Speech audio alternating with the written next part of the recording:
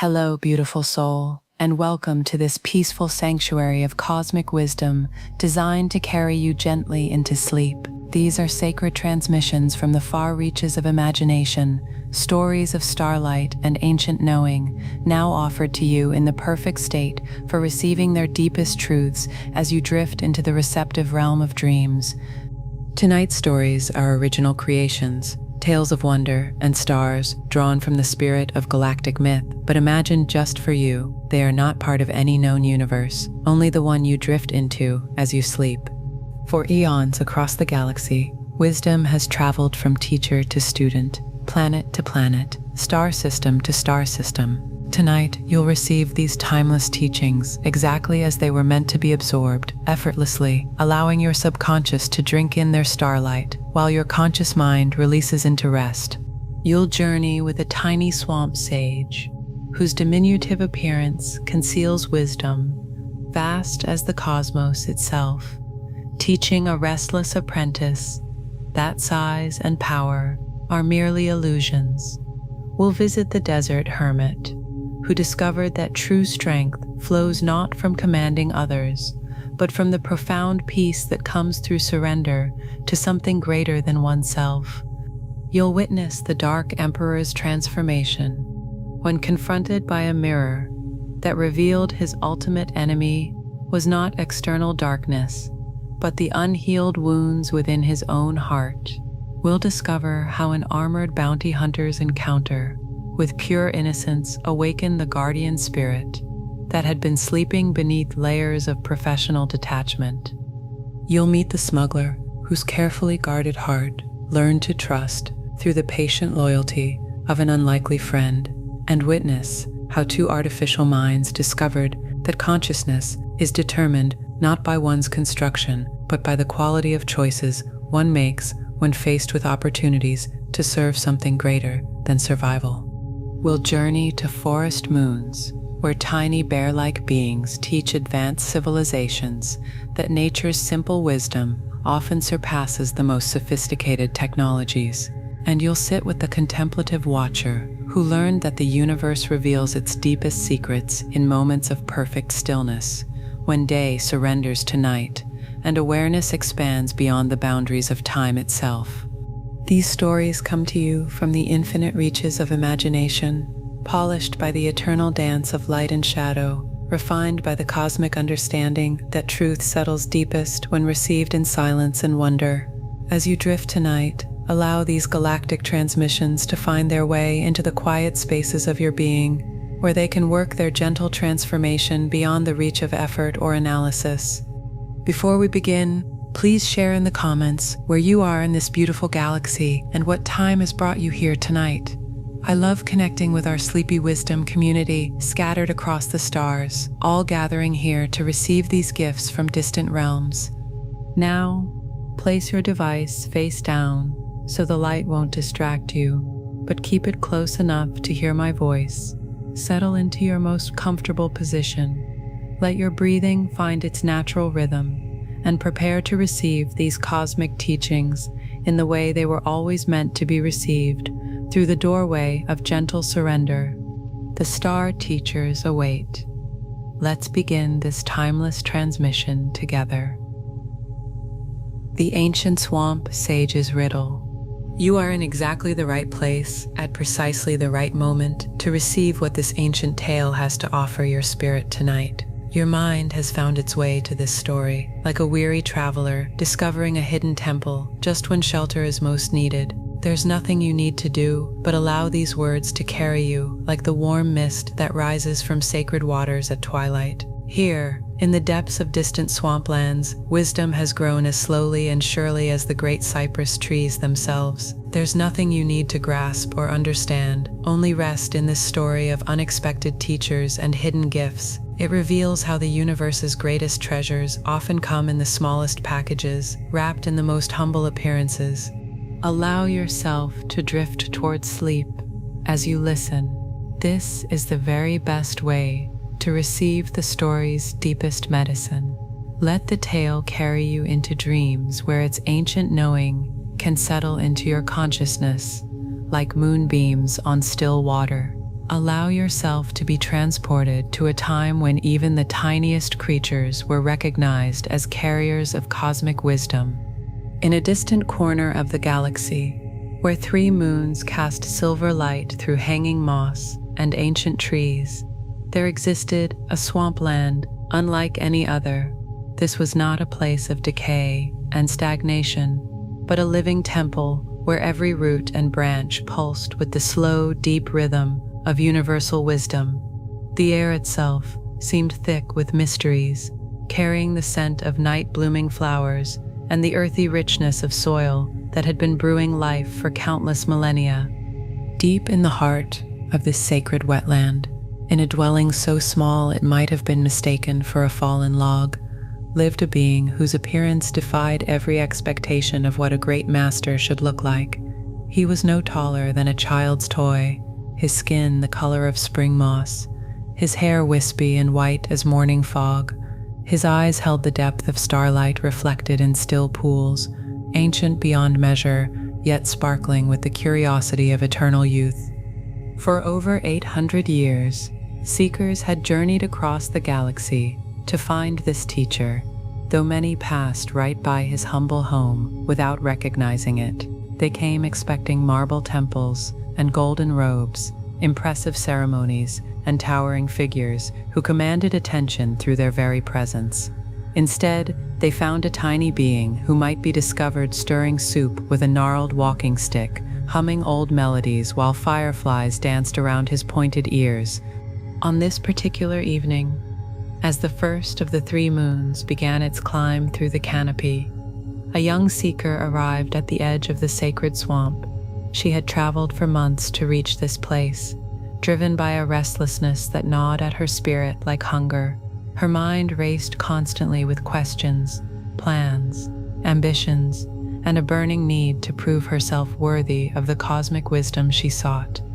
The apprentice moved through the swamp with impatient energy, pushing aside hanging vines and splashing through shallow pools with little regard for the delicate ecosystem around her.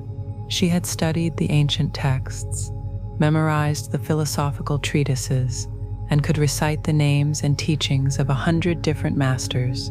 Yet something essential eluded her, something that made her feel like she was grasping at shadows, while the real treasure remained always just beyond her reach.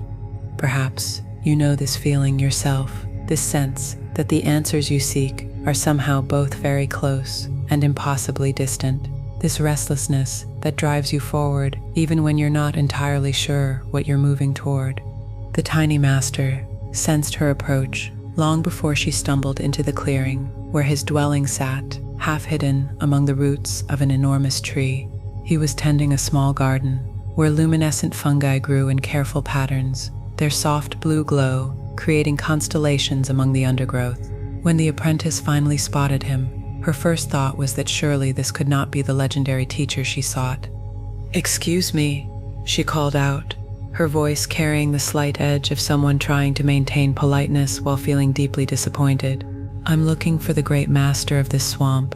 Perhaps you could direct me to his temple." The tiny being looked up from his work, a knowing smile creasing his ancient features.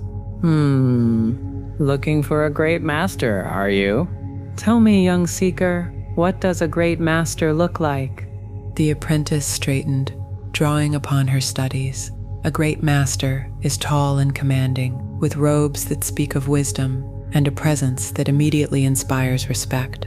A great master lives in a temple worthy of their knowledge, surrounded by the symbols of their achievements.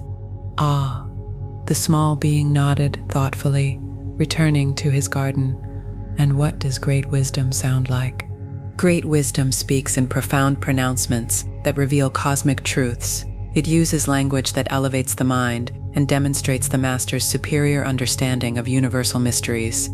The tiny gardener chuckled softly, a sound like water trickling over smooth stones. Size matters not, young one. Judge me by my size, do you? And well, you should not, for my ally is the Force, and a powerful ally it is. Something in his tone made the apprentice pause. There was a quality to his voice that seemed to resonate, not just in her ears, but in her bones, as if his words carried frequencies her soul recognized even while her mind dismissed them. "You speak strangely," she said, her certainty beginning to waver. "Are you perhaps a student of the great master?" "Student, teacher, master, apprentice," the tiny being mused, gesturing with one gnarled finger toward a fallen log.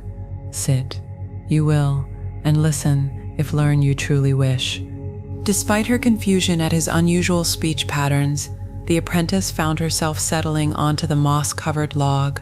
Something about this place, or perhaps about the strange little being before her, was beginning to work its way past her preconceptions.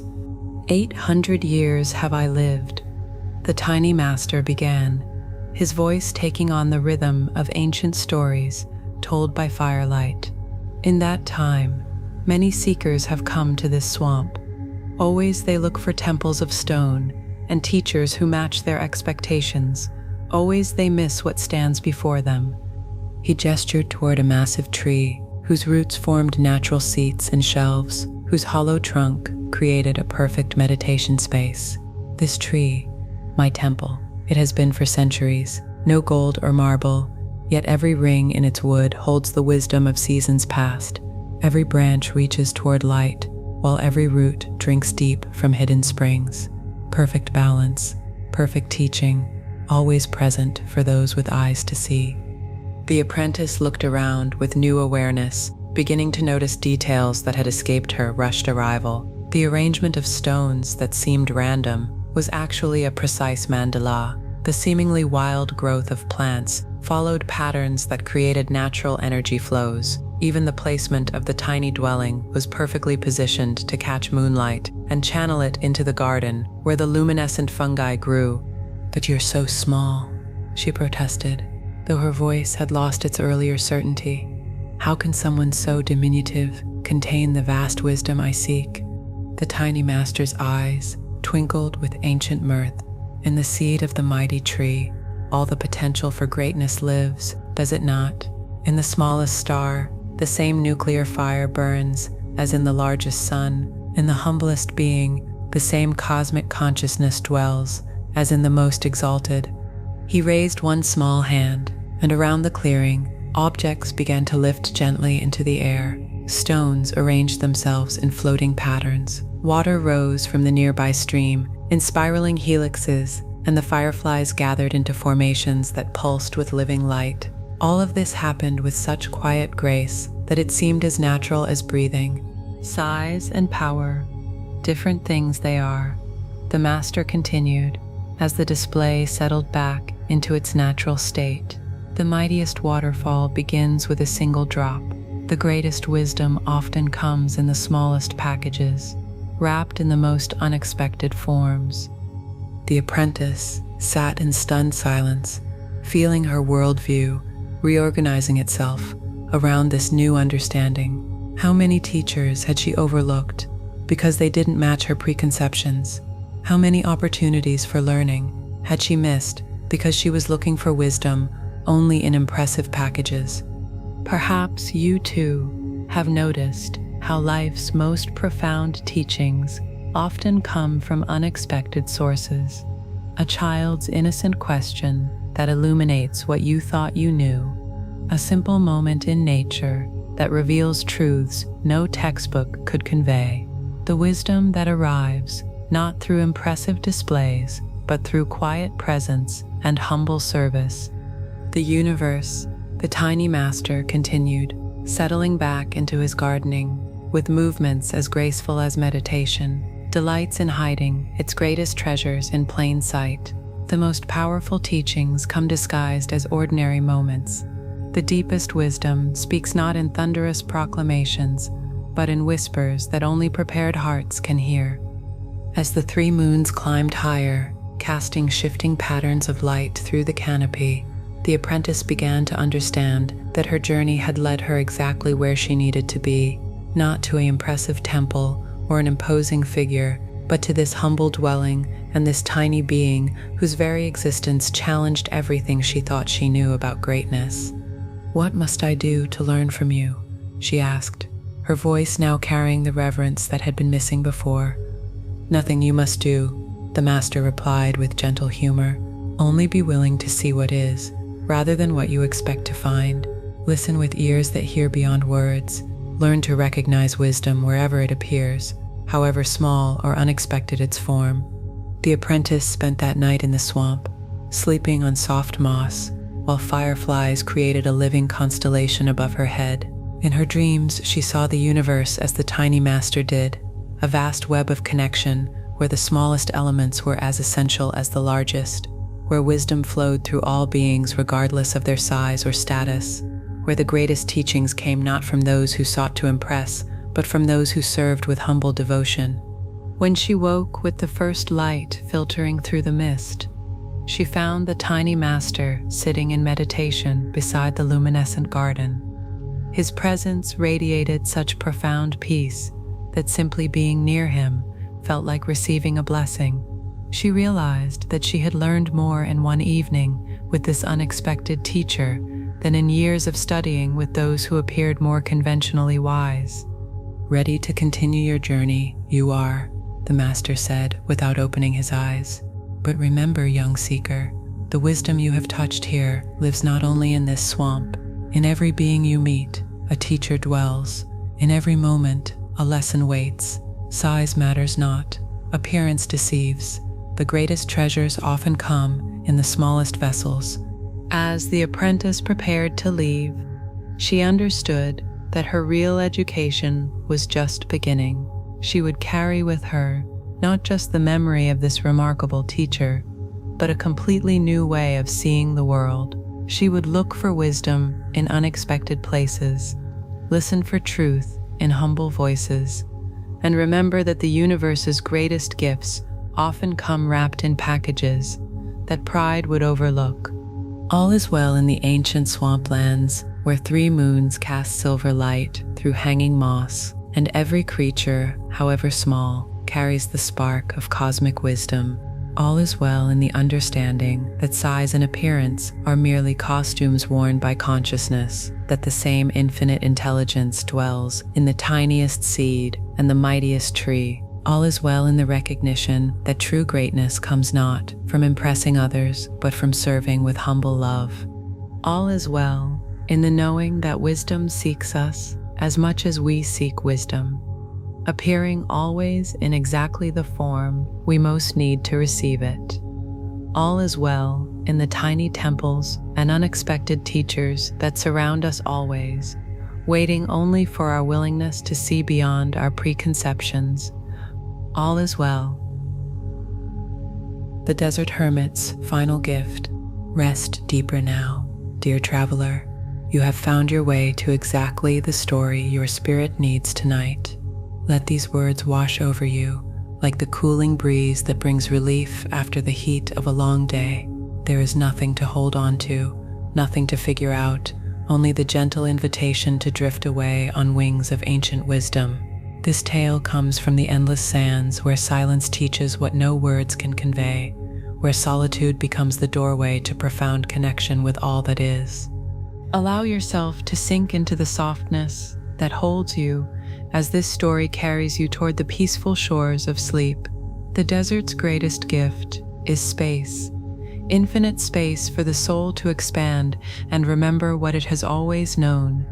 On the remote planet of Cathara, where twin binary suns scorched the endless dunes of crystalline sand, there existed a vast wasteland that most travelers avoided at all costs. The Whispering Desert, they called it, for the way the wind carved strange melodies from the towering rock formations that jutted from the sandy expanse like the bones of sleeping giants. By day, the heat was so intense that the very air shimmered with mirages, creating phantom oases that lured the desperate toward empty horizons. By night, the temperature plummeted so dramatically that even the hardiest desert dwellers sought shelter in the deep caves that honeycombed the ancient mesas.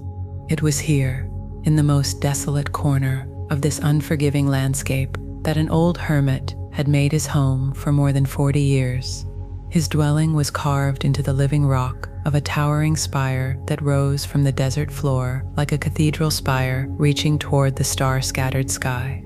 The entrance was so carefully hidden among the natural folds and shadows of the stone that even experienced desert guides had passed within mere feet of it without noticing. The Hermit's cave was a marvel of simple efficiency and profound peace. Water seeped slowly from hidden springs deep within the rock, collecting in carved basins that reflected the soft light from crystalline formations embedded in the cave walls. The air remained cool, even during the blazing heat of double noon, when both suns hung at their zenith and the desert became a furnace that could kill the unprepared within hours. Ben-Khep the Hermit had not always lived in such solitude. Once, he had been among the most renowned warriors in the galaxy, a master of the ancient fighting arts, whose very name struck fear into the hearts of those who opposed justice. He had commanded fleets of starships, led armies across a dozen worlds, and wielded power that could topple governments with a single decision. His lightsaber had been a beacon of hope to the oppressed, and a sword of justice that cut through the darkness of tyranny wherever it arose. But power, even power wielded in service of good, carries its own weight. The more Ben-Khep had accumulated, the more he felt it changing him in ways both subtle and profound. He began to notice how others deferred to his authority, not out of respect for his wisdom, but out of fear of his capabilities. He watched how his presence in a room shifted the energy, how conversations stopped and started based on his reactions, how even his closest allies walked on careful ground around him. The final awakening came during what should have been his greatest victory. Standing on the bridge of his flagship as enemy vessels surrendered across the battlefield, Ben-Khep realized that he felt no joy, no satisfaction, only a hollow emptiness that all his accumulated power could not fill. In that moment of supposed triumph, he understood that he had become exactly what he had once fought against, someone who imposed his will through strength rather than inspiring change through wisdom. That very night, without ceremony or explanation, Ben-Khep had disappeared from his command. He left behind his titles, his armies, his weapons, and his fame, taking only the simple robes of a desert wanderer and a small pack of basic supplies. He had come to Cathara, seeking not conquest but surrender, not victory but understanding, not power but the profound strength that can only be found in absolute stillness. The years in the desert had transformed him completely. The harsh environment had weathered his face until it resembled the carved stone around him, etched with lines that spoke of deep contemplation rather than battlefield stress. His once powerful physique had become lean and spare, adapted to the economy of desert survival, but his eyes held a peace so profound that it seemed to emanate from some inexhaustible source deep within his being. On this particular evening, as the twin suns began their descent toward the western horizon, and the air started its slow transition from furnace heat to the blessed coolness of night, Ben-Khep sensed a disturbance in the force that surrounded all living things. Someone was approaching across the desert, someone young and driven by the same desperate hunger for power that had once consumed his own heart.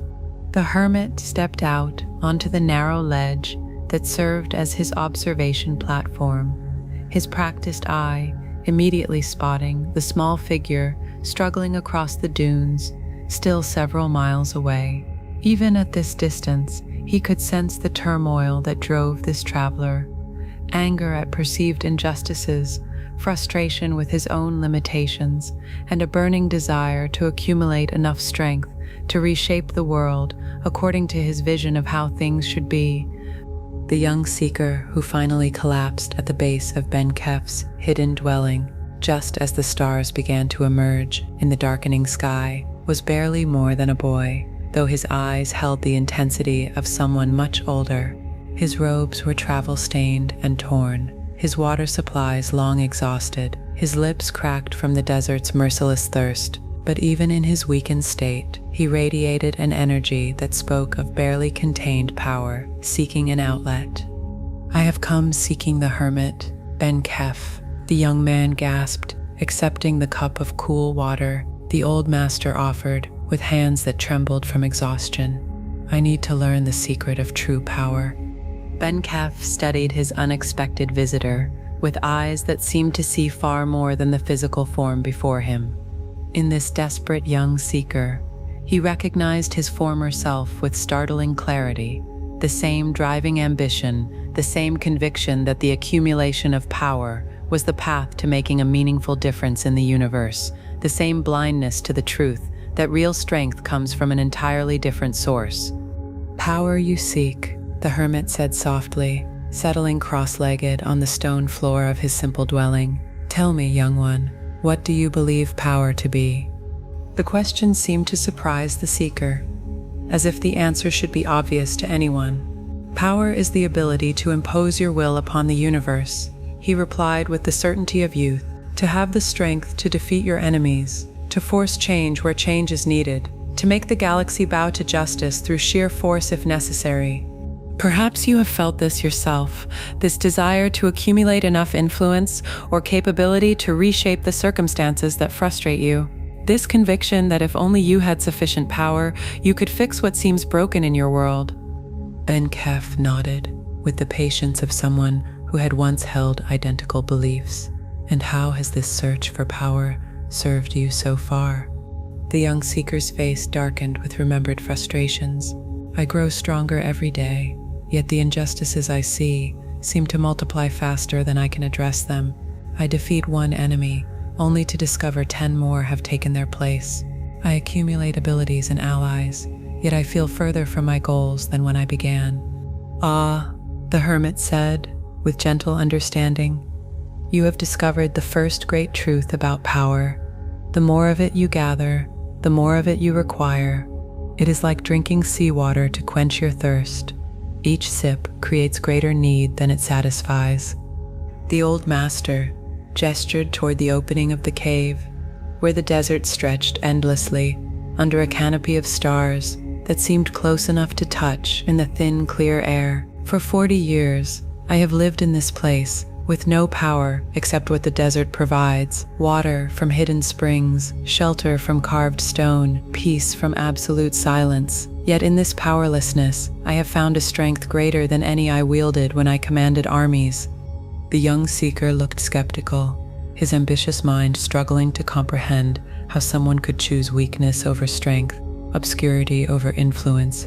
"But how can you change anything from out here? How can you fight injustice or protect the innocent if you have no power to act?" Ben Kep smiled, with the deep compassion of someone who remembers asking identical questions. "Watch," he said simply. The hermit closed his eyes and settled into a posture of profound stillness. As the moments passed, something began to shift in the very atmosphere of the cave. The agitation that had radiated from the young seeker, like heat from a forge, began to calm. His rapid breathing slowed, his clenched fists relaxed, his face softened from its expression of driven intensity to something approaching peace. But the transformation extended far beyond the cave itself. Outside, the desert creatures that normally fled from any human presence began to emerge from their hiding places. Sand cats padded silently to the cave entrance, their usual wariness replaced by curious calm. Night-blooming flowers, which typically opened only in the deepest darkness, began to unfurl their petals. Even though the stars were still brightening, the very wind seemed to gentle, its harsh desert voice becoming a soft whisper that carried the scent of distant oases.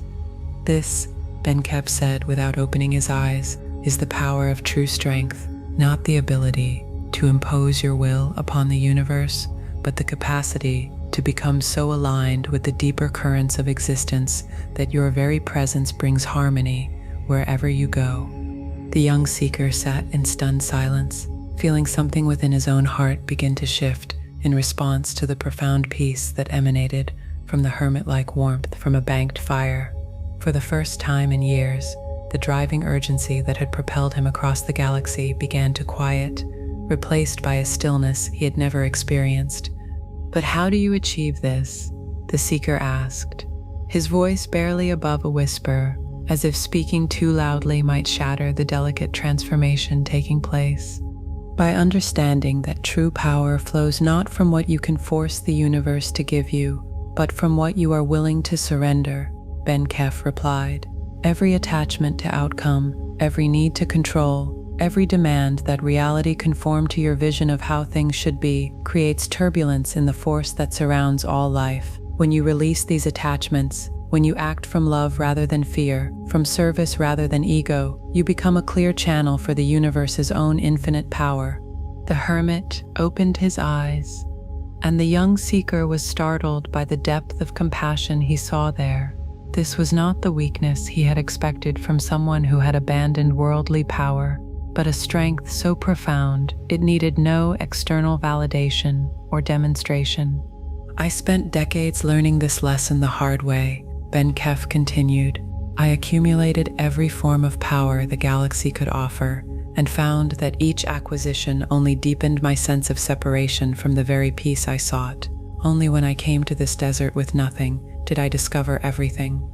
Through the long night, as the twin moons of Kethera traced their ancient paths across the star-scattered sky, the hermit shared with his unexpected visitor the wisdom that can only be gained through surrender. He spoke of how true influence comes not from forcing change, but from embodying it so completely that others are naturally inspired to transform themselves. He explained how real strength lies not in the ability to defeat enemies, but in the capacity to see the light within, even those who have lost their way. As dawn approached and the first sun began to paint the eastern horizon with shades of rose and gold, the young seeker realized that something fundamental had shifted within him. The driving hunger for power that had consumed his every waking moment had been replaced by a different kind of longing, the desire to serve, to heal, to become a source of peace in a universe too often torn by conflict. "This is my final gift to you," Ben Kef said, as he prepared a simple breakfast of desert fruits and water from the hidden spring. "The understanding that the power to change the universe begins with the willingness to be changed by it. When you align yourself with love rather than fear, with wisdom rather than force, you become not a conqueror but a healer, not a ruler but a servant of the light that shines within all beings." The young man departed the desert that morning, carrying no new weapons, no additional abilities, no enhanced capacity for force or control. Yet he walked with a strength that seemed to radiate from his very core, a peace that transformed every step into a meditation, a presence that would touch every life he encountered for the rest of his days. Years later, when stories were told of the young healer who could calm conflicts with his presence alone, who could inspire hope in the most desperate situations without ever raising his voice or his hand, people would wonder at the source of his remarkable power. But those who knew would understand that his strength came not from what he had learned to grasp, but from what he had learned to release.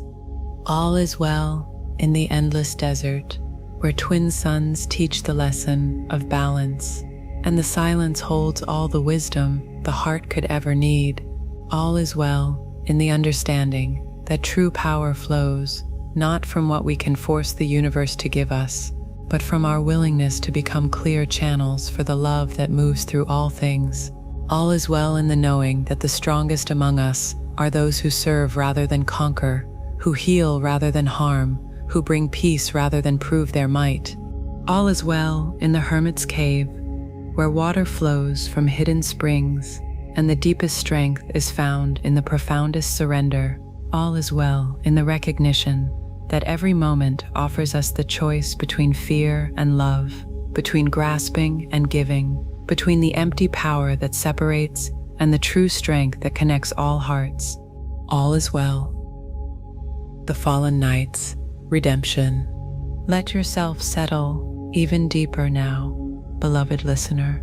You have traveled far to arrive at this moment of perfect receptivity, where your heart is open to receive the subtle truths this ancient tale carries. There is nothing to solve or understand, only the invitation to be held by these words as gently as starlight holds the darkness. This story comes from the deepest chambers of the cosmic heart, where love proves itself stronger than any shadow, where redemption awaits even those who believe themselves lost beyond all hope of return.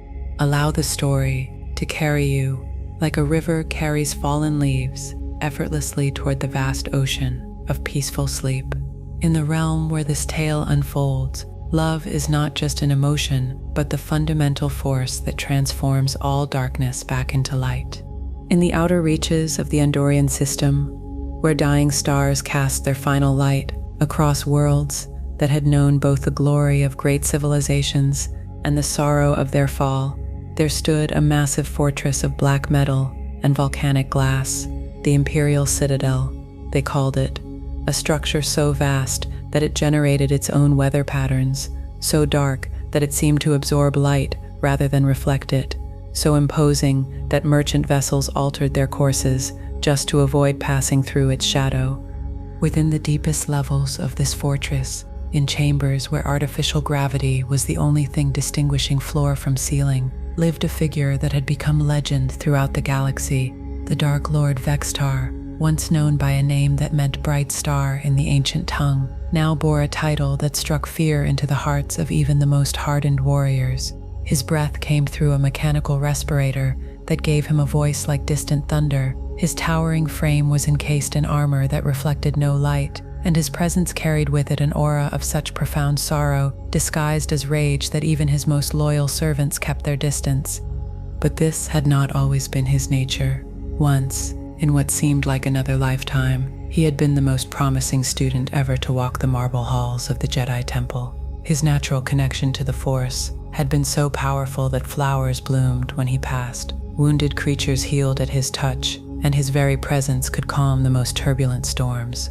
The Masters had spoken in whispered tones of the prophecies that seemed to point to him as the Chosen One, the being destined to bring balance to the cosmic forces that governed all existence. The transformation had been gradual, so subtle that even his closest mentors failed to recognize the warning signs until it was far too late. It began with his fear of losing those he loved, a fear so intense it consumed his meditations and haunted his dreams. When visions came to him of suffering and death touching those closest to his heart, the young knight's desperation to prevent these futures led him down pathways that promised power at prices he was too blinded by love to calculate. The fall, when it finally came, was as spectacular as it was tragic. In trying to save everything he cherished, he had lost it all. In seeking to become powerful enough to prevent suffering, he had become the very source of the agony he most feared. The knight who had once brought healing wherever he walked, now left only devastation in his wake, not from malice but from a broken heart that had forgotten how to trust in anything beyond his own terrible strength. For decades, the Dark Lord had ruled through fear, imposing order through force, maintaining peace through the threat of overwhelming retaliation. He told himself that the galaxy needed his iron hand, that without his control, chaos would consume everything he had once sought to protect. But in the deepest hours of the night, when even the fortress seemed to sleep, he would stand before the great viewport in his meditation chamber and stare out at the stars, remembering a young man who had believed that love alone could heal any wound. On this particular night, as distant nebulas painted the darkness with swirls of cosmic fire, an unexpected transmission reached the Imperial Citadel. The message was brief, carried on a frequency that had not been used for over 20 years, spoken in a voice that the Dark Lord had not heard since the day his former life died in flames and betrayal. "Father," the voice said, and in that single word carried such depth of compassion that even Vextar's mechanical breathing seemed to pause. "I know you probably don't want to see me. I know you believe you're beyond redemption, but I'm coming anyway, not to fight you, not to judge you, but because I love you, and love doesn't give up, even when everything else does. The Dark Lord stood frozen before the communication console, his gloved hands clenching and unclenching as emotions he had buried beneath layers of rage and despair threatened to break through his carefully constructed armor.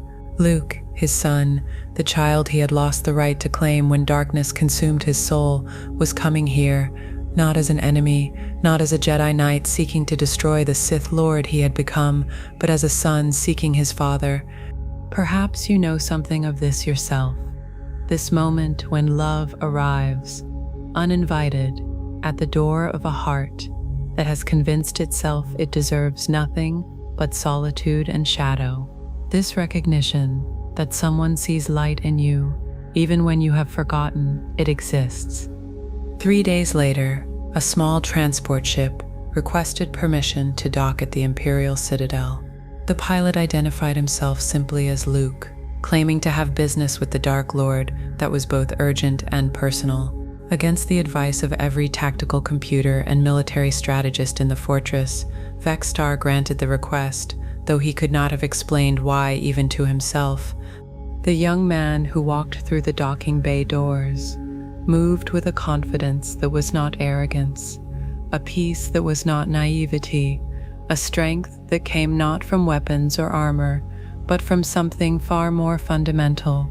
He wore simple robes the color of desert sand, carried a lightsaber at his belt that remained unactivated, and his eyes held a light that seemed to illuminate the shadows around him simply by existing.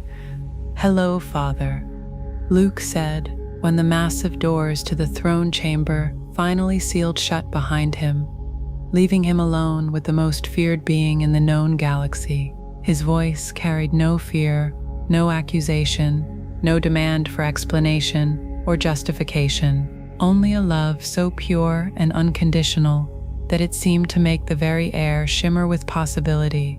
"You should not have come," the Dark Lord replied, his mechanical voice echoing in the vast chamber. "I am no longer the man you once knew. That person died long ago, consumed by choices that cannot be undone, transformed by darkness that cannot be reversed." Luke stepped closer, and with each step, the shadows in the chamber seemed to lessen, as if his presence carried its own gentle illumination. "I don't believe that. No one is beyond redemption, Father. No matter what you've done, no matter how far you think you've fallen, the light that once shone so brightly in you is still there. It may be buried, it may be hidden beneath years of pain and regret, but it hasn't been extinguished."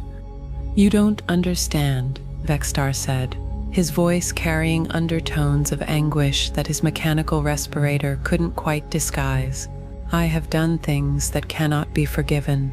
I have caused suffering beyond measure. I have become everything I once fought against." "I know," Luke replied with a gentleness that somehow managed to carry no judgment, no condemnation, only acknowledgement and acceptance.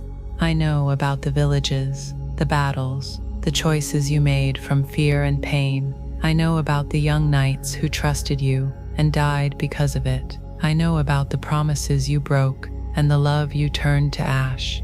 The Dark Lord's hands clenched into fists, his breathing growing more labored as the weight of his accumulated crimes pressed against his consciousness like a physical force.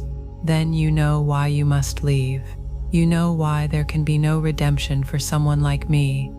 "No," Luke said, and his voice carried such quiet certainty that it seemed to resonate in the very foundations of the fortress. "What I know is that you made those choices from a heart that was broken by love, not destroyed by hate. What I know is that every terrible thing you've done was driven by the same impulse that once made you the most compassionate knight in the galaxy, the desperate need to protect those you cared about." He moved closer still, until he stood within striking distance of a being who could end his life with a thought. "What I know is that the man who taught me to see the good in everyone, even when I was too young to understand his words, is still in there somewhere. The father who used to carry me on his shoulders through the temple gardens, who showed me how to listen to the whispers of growing things, who loved so deeply that losing it broke his heart into darkness. For the first time in decades, the Dark Lord found himself at a loss for words. This young man standing before him, radiating such profound compassion, was the child he had abandoned to shadow when his own fears consumed his judgment. Yet instead of hatred or even disappointment, Luke offered only understanding, only love, only the kind of forgiveness that sees beyond actions to the wounded heart that drives them. "You could have been a great Jedi," Vextar said finally, his voice softer now, the mechanical edge somehow less harsh. "Instead, you're wasting your gifts on someone who threw away any right to your love long ago." "Love isn't something you earn, Father," Luke replied, reaching out to place his hand gently on the Dark Lord's armored chest, directly over where his heart beat beneath layers of metal and grief. "Love is something you receive as a gift, freely given without conditions or requirements. The light that shines in you isn't dependent on your worthiness. It shines because that's what light does." At the touch of his son's hand, something within the Dark Lord's chest began to crack. Not his armor, though that remained intact, but something far deeper, the wall of ice he had built around his heart to protect himself from the pain of remembering what he had lost, began to develop fissures through which warmth could seep. "I don't know how to come back," he whispered, and for the first time in 20 years, his voice carried the sound of the man he had been before darkness claimed him. "I don't know how to undo what I've become." "You don't have to undo anything," Luke said with infinite gentleness. "You just have to choose love over fear, hope over despair, connection over isolation. You just have to remember that redemption isn't about erasing the past. It's about choosing a different future." In that moment, standing in the heart of his fortress of shadow, with his son's hand over his heart, the Dark Lord felt something he had believed lost forever begin to stir within him.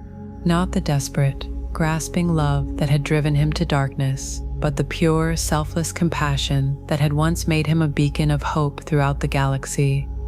The transformation was not sudden, not dramatic, not the stuff of legends and epic tales. It was as gentle as sunrise after the longest night, as gradual as flowers opening to spring warmth after winter's end. The armor remained, the respirator continued its mechanical rhythm, the fortress still cast its shadow across the system. But within it all, something fundamental had shifted, something that would continue growing and spreading like light through clear water until it transformed everything it touched. Years later, when historians tried to trace the moment when the galaxy began its turn toward healing, many would point to great battles, or political declarations, or technological breakthroughs. But those who truly understood would know that it began in a dark throne room, where a son's unconditional love reminded a fallen father that no one, no matter how far they have wandered into shadow, is beyond the reach of redemption. All is well in the cosmic dance, where darkness and light take turns teaching each other, where every fall contains the seed of rising, where love proves itself patient enough to wait through any winter for the inevitable spring. All is well in the understanding that redemption is not about becoming worthy of love, but about remembering that love makes us worthy simply by loving us. All is well in the knowing that no choice, however terrible, has the power to extinguish the light that dwells at the core of every being. All is well in the fortress, where shadows learn to welcome illumination, where walls built from fear discover they can become foundations for hope. All is well in the recognition that every heart, no matter how armored against pain, remains capable of opening to the touch of unconditional compassion. All is well. The smuggler's heart, settle more completely now into the embrace of this moment, dear traveler. You are exactly where you need to be to receive the gift this story carries, like a treasure hidden in the most unexpected places. Let these words wash over you like the warm winds that blow between distant stars, carrying tales of unlikely friendships and hearts that learn to trust despite every reason to remain closed. This story emerges from the Outer Rim territories, where rogues and wanderers discover that the greatest adventures are not the ones we seek, but the connections that find us when we least expect them. Allow yourself to drift deeper into the gentle current that carries you toward peaceful sleep, knowing that the most profound transformations often begin with the smallest acts of loyalty, freely given and gratefully received.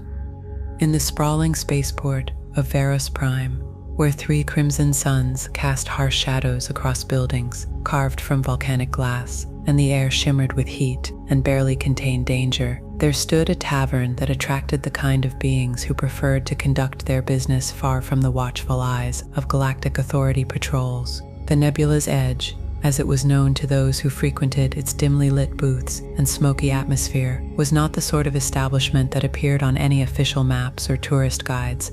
It was here, in a corner booth that afforded clear sightlines to both entrances and a quick route to the back exit, that Captain Jax Corrin nursed his 3rd drink of the evening and contemplated the increasingly complicated mess his life had become. The Corellian smuggler had built his entire existence around one fundamental principle: trust no one completely, depend on no one permanently, and always have an escape route planned before you need it. At 32 standard years, Jax had survived by his wits and his willingness to take risks that would send more cautious pilots running for the safety of legitimate cargo runs.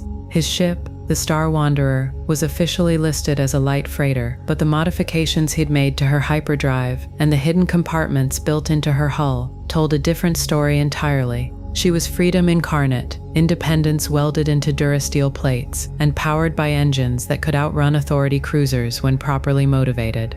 But freedom, Jax was beginning to discover, could be its own kind of prison. The constant vigilance required to stay ahead of bounty hunters and authority patrols left little room for anything resembling a normal life.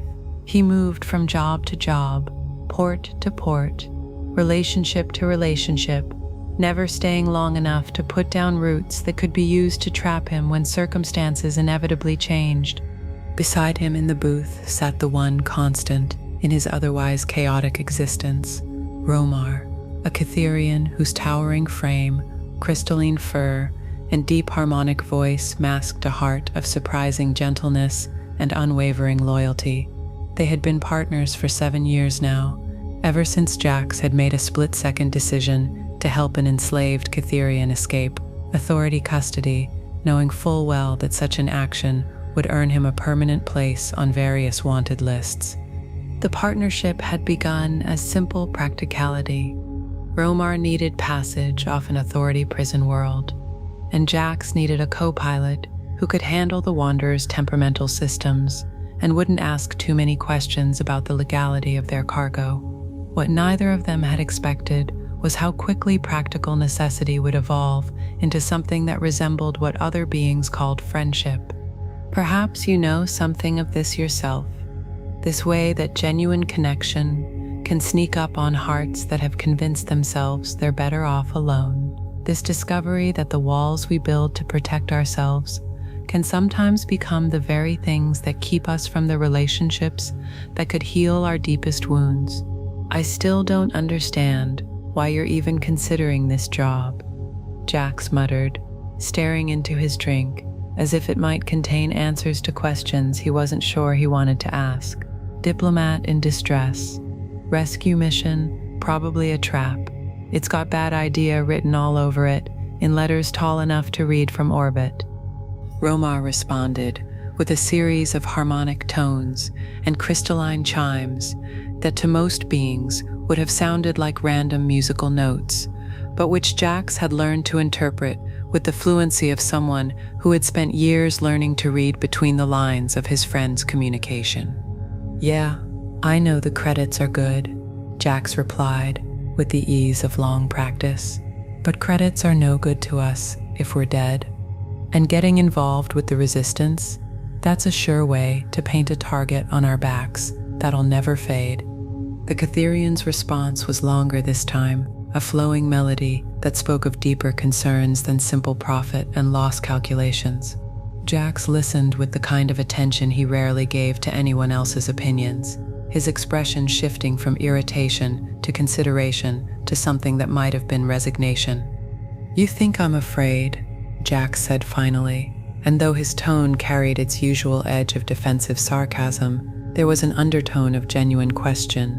"You think I'm running away from something that matters because it's easier to keep moving than to stand still long enough to care about anything." Romar's gentle harmonic carried a warmth that spoke of understanding without judgment, acceptance without conditions. It was the kind of response that only comes from someone who has seen you at your worst and chosen to stay anyway, who knows your fears and weaknesses and loves you not in spite of them, but as part of the complete picture of who you are. The tavern around them buzzed with the usual mix of legitimate traders, questionable entrepreneurs, and beings who fell into categories that didn't appear in any legal classification systems. At the bar, a Zelonian was engaged in heated negotiations with a human in authority uniform who had clearly forgotten to change out of his official clothing before attempting to conduct illegal business.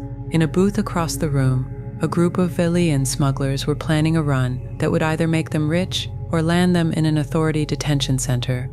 It was the kind of place where Jax Corin felt most at home, surrounded by others who lived on the margins, who understood that survival often required flexibility in matters of law and ethics. Yet tonight, something felt different. The familiar atmosphere of calculated risk and carefully maintained distance seemed less comfortable than usual, as if he were outgrowing a coat that had once fit perfectly. "The problem with caring about people," Jax said, his voice low enough that only Romar could hear, "is that they always want you to be something you're not. They see potential for heroism where there's just a guy trying to stay one step ahead of his past. They expect noble sacrifices from someone whose main qualification is being good at running away." The Catherian's response was immediate and emphatic, a crystalline contradiction that carried undertones of affection and exasperation in equal measure. Romar had clearly heard this particular self-deprecating monologue before and had equally clearly decided that he'd allowed his friend to indulge in it long enough. All right, Jax said, raising his hands in mock surrender. "So maybe I'm being a little dramatic, but you have to admit, signing up to rescue a diplomat from the authorities' most secure prison station isn't exactly the kind of low-profile job we usually take." What Jax couldn't quite bring himself to articulate, even to his closest friend, was that the real source of his hesitation had nothing to do with authority prisons or rescue missions. It was the growing recognition that somewhere along the way, without his permission or conscious awareness, he had begun to care about things beyond his own survival. The ragtag group of resistance fighters they'd encountered, the young idealist with his naive faith in the power of good to triumph over evil, even the imprisoned diplomat who somehow managed to maintain her dignity while being held in maximum security, they had all managed to work their way past defenses he had spent decades perfecting. For someone who had built his entire identity around emotional independence, the discovery that he was capable of caring this deeply about other people's welfare was both terrifying and oddly liberating. It meant acknowledging that the persona he presented to the galaxy, the cynical rogue who cared only about profit and his own survival, was perhaps not as complete a picture of who he really was as he had convinced himself. "You know what the worst part is?"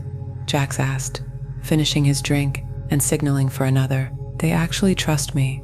Davin looks at me like I'm some kind of hero instead of a smuggler who got in over his head. The diplomat argues with me like I'm someone whose opinion matters. Even that old sage treated me like I was part of their cause instead of just hired transport." Romar's response carried a note of gentle amusement, as if he were pointing out something so obvious that only someone determined to avoid seeing it could miss it. "Yeah, well, maybe you see something in me that isn't really there," Jax replied, but his tone lacked its usual conviction. "Maybe you're all projecting qualities onto a guy who's just really good, at being in the right place at the right time. The Catherian reached across the table and placed one massive, crystal-furred hand gently on Jax's arm. The gesture was simple, wordless, but it carried a weight of meaning that spoke louder than any verbal argument could have. It said, "I know exactly who you are, including the parts you try to hide from yourself, and I'm here not because of who you might become, but because of who you already are." In that moment, sitting in a dingy tavern on a backwater trading station, while planning what was almost certainly a dangerous rescue mission, Jax Corrin felt something shift in the region of his chest that he had always assumed was purely mechanical. The walls he had built around his heart, constructed from years of disappointment and betrayal, developed cracks through which something warm and unfamiliar began to seep. "You really think we can pull this off?" he asked. And for the first time in the conversation, his voice carried genuine hope instead of defensive skepticism. Romar's answering harmonic was filled with the kind of confidence that comes not from blind optimism, but from the deep knowledge that some things are worth the risk, that some friendships are strong enough to survive even the most dangerous adventures, that some hearts are worth opening even when opening them means accepting the possibility of loss. As they left the tavern and made their way through the dusty corridors toward the docking bay where the Star Wanderer waited, Jax realized that something fundamental had changed in his understanding of what it meant to be free. Real freedom, he was beginning to see, wasn't about avoiding all entanglements and responsibilities. It was about choosing your connections consciously, about finding people worth caring about, and then having the courage to let that caring guide your choices. The rescue mission they were embarking upon would indeed prove to be every bit as dangerous and chaotic as Jax had predicted, but it would also become the beginning of something he had never expected to find: a family of choice, a cause worth fighting for, and the discovery that the greatest adventures are not the ones we undertake alone, but the ones we share with those who see our true worth, even when we cannot see it ourselves. Years later, when friends would ask him about the moment he stopped running and started standing for something, Jax would remember this night in the tavern, when a Catherian's gentle touch and unwavering loyalty helped him discover that the heart he thought was too damaged to trust was actually just waiting for the right people to prove themselves worthy of its opening. All is well in the taverns that dot the outer systems, where rogues and wanderers discover that true freedom comes not from avoiding all connections, but from choosing them wisely and honoring them completely. All is well in the understanding that the most guarded hearts often hide the greatest capacity for love, that loyalty freely given has the power to transform even the most cynical souls. All is well in the recognition that authentic friendship sees past the masks we wear to the truth of who we are beneath them. All is well in the partnerships forged not from need but from choice, where differences in species and background become sources of strength rather than barriers to understanding.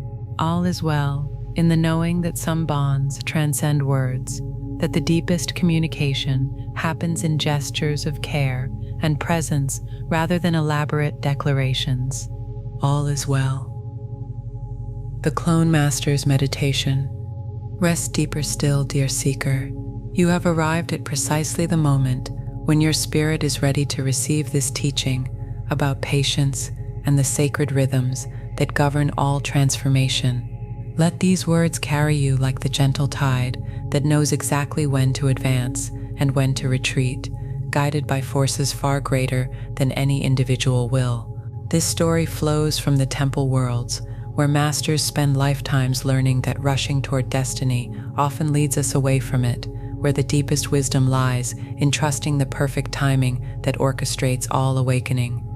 Allow yourself to be held by this tale, as tenderly as a seed is held by rich earth, knowing that some teachings can only take root in the fertile silence of a peaceful heart, preparing for sleep on the distant world of Kaminar.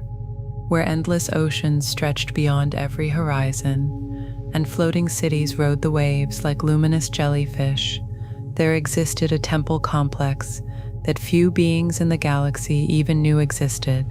The meditation spires of the Eternal Order rose from the waters like crystalline fingers reaching toward the star-scattered sky, their translucent walls allowing the aurora light of Kaminar's twin moons to flow through chambers where silence had been cultivated for over 1,000 years.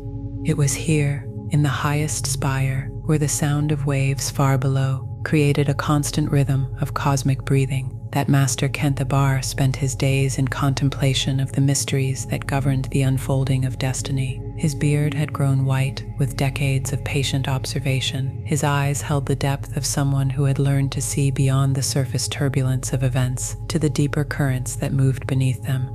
The Master's chambers were a study in elegant simplicity. Cushions arranged in perfect circles marked spaces for meditation. Ancient texts carved on crystal tablets caught the light and cast wisdom shadows on walls that seemed to breathe with the rhythm of the ocean below. At the center of it all stood a small fountain where water fell in droplets, so precisely timed that each one seemed to mark a moment of cosmic significance. Master Kenthabar had not always possessed such serenity. Once, he had been among the most impetuous of the temple's initiates, driven by an urgency that made sitting still feel like a form of torture. He had been convinced that enlightenment was something to be seized through effort and determination, that spiritual advancement was a mountain to be climbed through sheer force of will rather than a flower to be allowed to bloom in its own perfect season.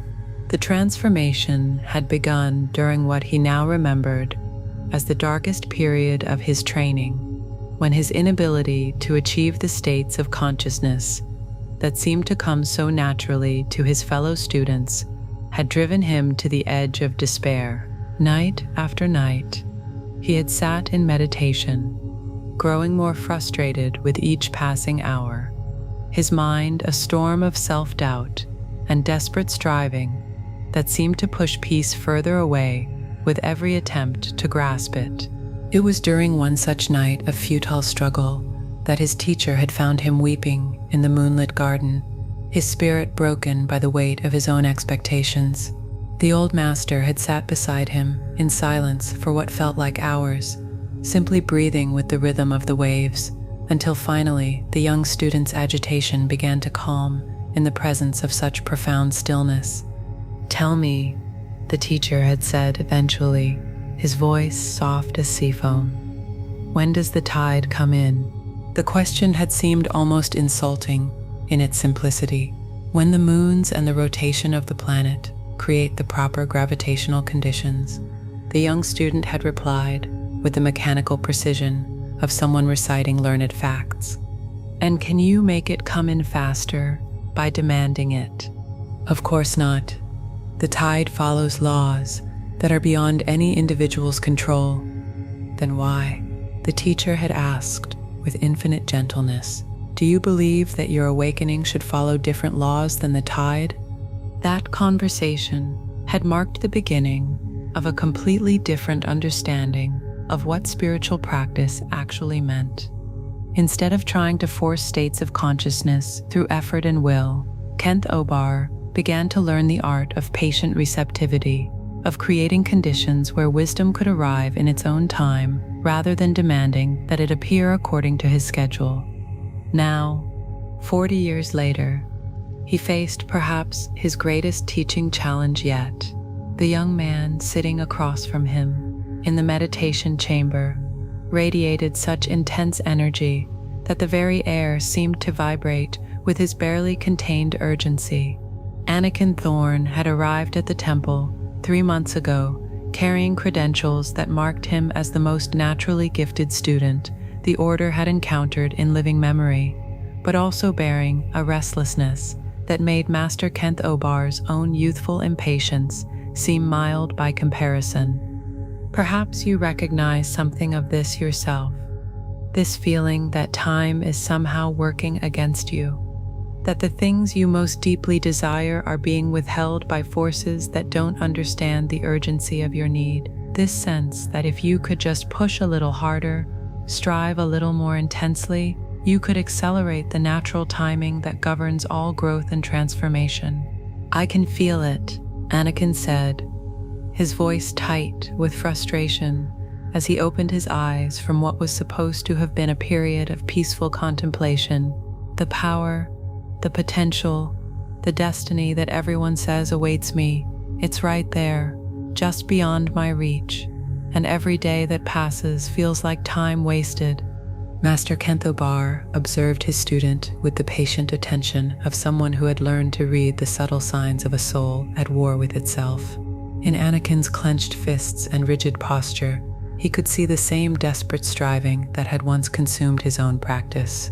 In the young man's rapid breathing and darting eyes, he recognized the agitation that comes from trying to force rivers to flow uphill.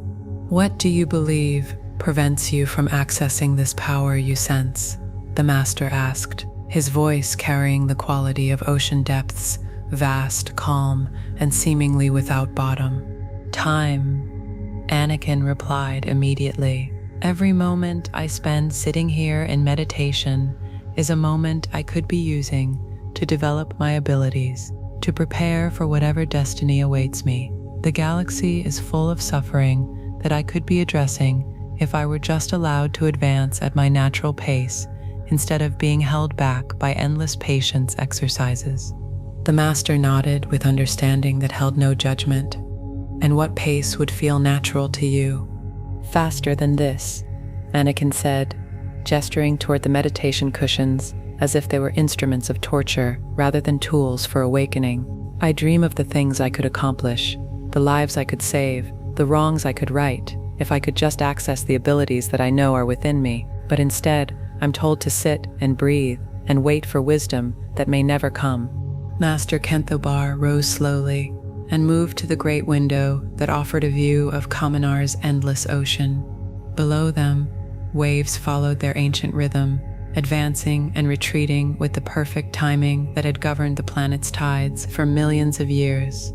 Above them, the twin moons traced their orbital dance with the same patient precision that had marked their movement since the world was young. "Do you see the waves down there?" the master asked, his voice taking on the tone he used for his deepest teachings, each one different from all the others, yet each one following the same fundamental rhythm that has pulsed through this ocean since before the first temple was built on these waters. Anakin joined him at the window, his impatience evident in the way he fidgeted, even while standing still. "Yes, I see them. But what does that have to do with my training?" "The ocean does not hurry," Master Kenthobar continued, his words taking on the rhythm of the waves themselves. "It does not strain against the pull of the moons, or demand that the tides come in faster than the cosmic forces allow. Yet over time, these patient waters have carved canyons in solid rock, have shaped coastlines across entire continents, have nurtured life forms of such complexity and beauty that they take the breath away." The young student shifted restlessly beside him. "But I'm not water, Master. I'm a person with a limited lifespan and unlimited potential that feels like it's being wasted with every passing day." "Ah," the master said with gentle understanding. "You believe that patience means inaction, that trust in divine timing means resignation to mediocrity. But true patience is not passive waiting. It is active alignment with the forces that govern all transformation." He gestured toward a small plant growing on the windowsill, its leaves reaching toward the light with serene determination. "This flower does not strain against its own growth cycle, yet it never stops growing. It trusts that the sunlight will continue to shine, that the soil will continue to provide nourishment, that the seasons will unfold in their proper order. And because it aligns itself with these natural rhythms rather than fighting against them, it achieves a beauty and fullness that no amount of forcing could produce."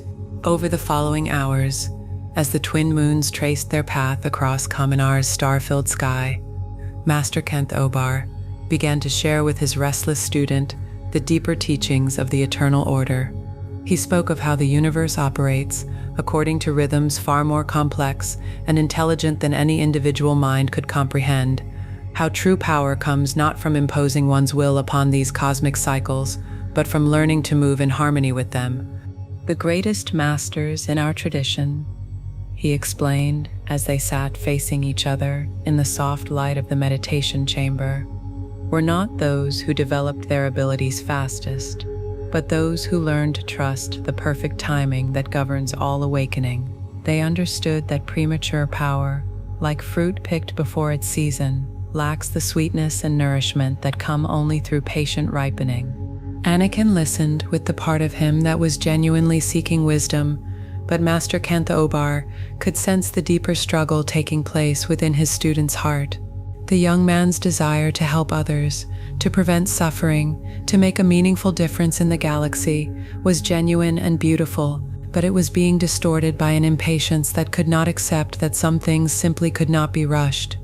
"I understand the theory," Anakin said finally, his voice carrying the weight of someone trying desperately to believe something that felt counter to every instinct he possessed. "But when I close my eyes in meditation, I see visions of the suffering that's happening right now, in this very moment, while I sit here cultivating patience. How can I trust in divine timing when every delay means that people who could be saved are instead being lost?" The Master's response came not in words, but in a demonstration that would remain burned in Anakin's memory for the rest of his life. Kentha closed his eyes and settled into a stillness so profound that he seemed to become part of the chamber itself, as integrated with his surroundings as the fountain was integrated with the flow of water that fed it. As the minutes passed, something began to shift in the very atmosphere of the room. The restless energy that Anakin carried with him, like a constant electrical charge, began to calm in the presence of such profound peace. His racing thoughts slowed, his clenched muscles relaxed, his rapid breathing deepened into something that matched the rhythm of the waves far below. But the transformation extended far beyond the meditation chamber. Throughout the floating city, beings who had been trapped in cycles of conflict found themselves mysteriously moved toward reconciliation. In the hospital levels, patients who had been struggling with pain discovered unexpected moments of relief. In the diplomatic quarters, negotiations that had been deadlocked for weeks suddenly found pathways toward resolution. "This," Master Kentha said, without opening his eyes, "is the power that flows through those who have learned to align themselves with the deepest currents of existence. Not the ability to impose change through force or urgency, but the capacity to become so harmonized with the fundamental patterns of the universe that your very presence becomes a source of healing wherever you go." When the meditation finally ended and the Master opened his eyes, Anakin sat in stunned silence, beginning to understand for the first time what true power actually looked like. It was not the dramatic, visible force he had imagined, but something far more subtle and infinitely more transformative, the ability to become such a clear channel for cosmic harmony that the entire universe seemed to align itself around your peaceful presence. "The destiny you sense calling to you," Master Kentha said, with infinite gentleness, "will indeed unfold, but it will unfold in its own perfect season, shaped by forces far wiser than either of us can fully comprehend. Your task is not to hurry toward that destiny, but to prepare yourself to receive it with the wisdom and humility that will allow you to wield whatever power comes with grace rather than destruction." In the years that followed, Anakin would indeed face the choice that would determine not only his own fate, but the fate of countless others throughout the galaxy. And in that crucial moment, the difference between patient trust in divine timing and desperate grasping for immediate power would prove to be the difference between light and shadow, between healing and harm, between the destiny that serves all beings and the one that serves only the ego's desperate need to control outcomes it cannot possibly understand. All is well in the temple spires that rise from endless oceans, where masters learn that true power flows through those humble enough to trust the perfect timing that orchestrates all awakening. All is well in the understanding that patience is not passive waiting, but active alignment with the cosmic rhythms that govern all transformation. All is well, in the recognition that some gifts can only be received by those who have learned to stop grasping and start allowing. All is well in the meditation chambers, where restless spirits discover that the peace they seek is not something to be achieved, but something to be uncovered, not something to be forced, but something to be invited. All is well in the knowing that every moment of patient trust plants seeds that will blossom in seasons we cannot predict, but need not fear. All is well. The twin suns teaching. Let yourself sink even deeper into this sacred space of receiving, beloved traveler. You have journeyed far to arrive at this teaching about the infinite possibilities that live within every soul, regardless of where that soul began its earthly adventure. Allow these words to cradle you like the warm desert winds that carry ancient wisdom across vast expanses, whispering secrets of transformation and hope. This story rises from the binary star systems, where twin lights dance in eternal partnership, teaching all who witness their celestial ballet that even the humblest beginnings can give birth to the most extraordinary destinies. Rest now in the knowing that your own story is still being written, that every choice you make creates new pathways toward becoming who you are truly meant to be. On the desert world of Charis Prime, where endless dunes stretch toward horizons that seem to exist at the very edge of forever, there stood a moisture farm, so small and unremarkable that most orbital surveys failed to register its existence. The Whitmore Homestead, as it was known to the few traders who occasionally stopped for supplies, consisted of little more than a cluster of weathered buildings connected by underground tunnels that provided shelter from the relentless heat of the world's twin suns. It was here, in this isolated outpost, where the most exciting daily event was the arrival of water condensers, clicking on at precisely the same time each evening that a young man named Cale Whitmore spent his days dreaming of adventures that seemed as distant as the farthest stars. At 19 standard years, he had never traveled beyond the nearest trading post, had never seen an ocean or a forest or any of the wonders that filled the Holonet documentaries he watched in the precious hours between farm duties and sleep. The twin suns of Charis Prime dominated everything about life on the planet's surface. Kepler and Castor, the astronomers called them, though the farmers simply referred to them as the bright one and the warm one. Together, they painted the sky in shades of gold and crimson, created double shadows that danced across the dunes in patterns that seemed almost alive, and marked the passage of time with a complexity that required two separate chronometers to track properly. Cale had grown up, measuring his life by the rhythm of these celestial twins.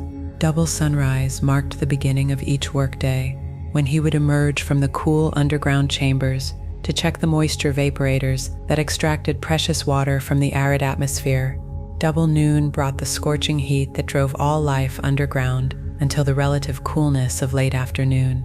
Double sunset was the most beautiful time of day, when both suns hung low on the horizon like glowing jewels, and the entire desert seemed to catch fire with reflected light.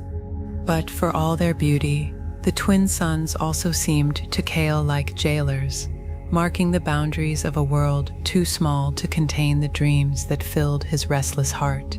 Each dawn brought the same routine: check the equipment, repair whatever the night winds had damaged, tend to the modest crops that somehow managed to survive in the planet's harsh environment, and watch the ships that occasionally crossed the sky, carrying passengers toward destinations he could barely imagine. Perhaps you know something of this yourself, this feeling of being trapped by circumstances you had no hand in choosing, the sense that somewhere beyond the familiar horizon waits a life more aligned with the vastness you feel stirring within your own heart. On this particular evening, as the twin suns began their synchronized descent toward the western dunes, something unusual caught Cale's attention. Instead of the typical brilliant display that marked the end of each day, the light seemed different somehow, softer, more luminous, as if it were being filtered through veils of cosmic silk. The shadows cast by the moisture vaporators appeared to dance with unusual grace, and the air itself seemed to shimmer with possibilities. As Kale climbed to the highest point of the homestead's observation deck to get a better view of this atmospheric anomaly, he became aware of voices carried on the desert wind, not the harsh cries of the scavenger birds that occasionally crossed the wasteland, but something that sounded almost like singing, a harmony so beautiful and complex that it seemed to speak directly to something deep within his soul. The voices grew clearer as the twin suns touched the horizon, and Kale realized, with a mixture of wonder and bewilderment, that they seemed to be coming from the stars themselves. As impossible as it sounded, Kepler and Castor appeared to be communicating not just with each other in their eternal orbital dance, but with him, their combined light carrying messages that his heart could understand, even when his mind could not fully grasp their meaning. "Young seeker," the voice of Kepler seemed to whisper, warm as morning coffee and gentle as a grandmother's lullaby.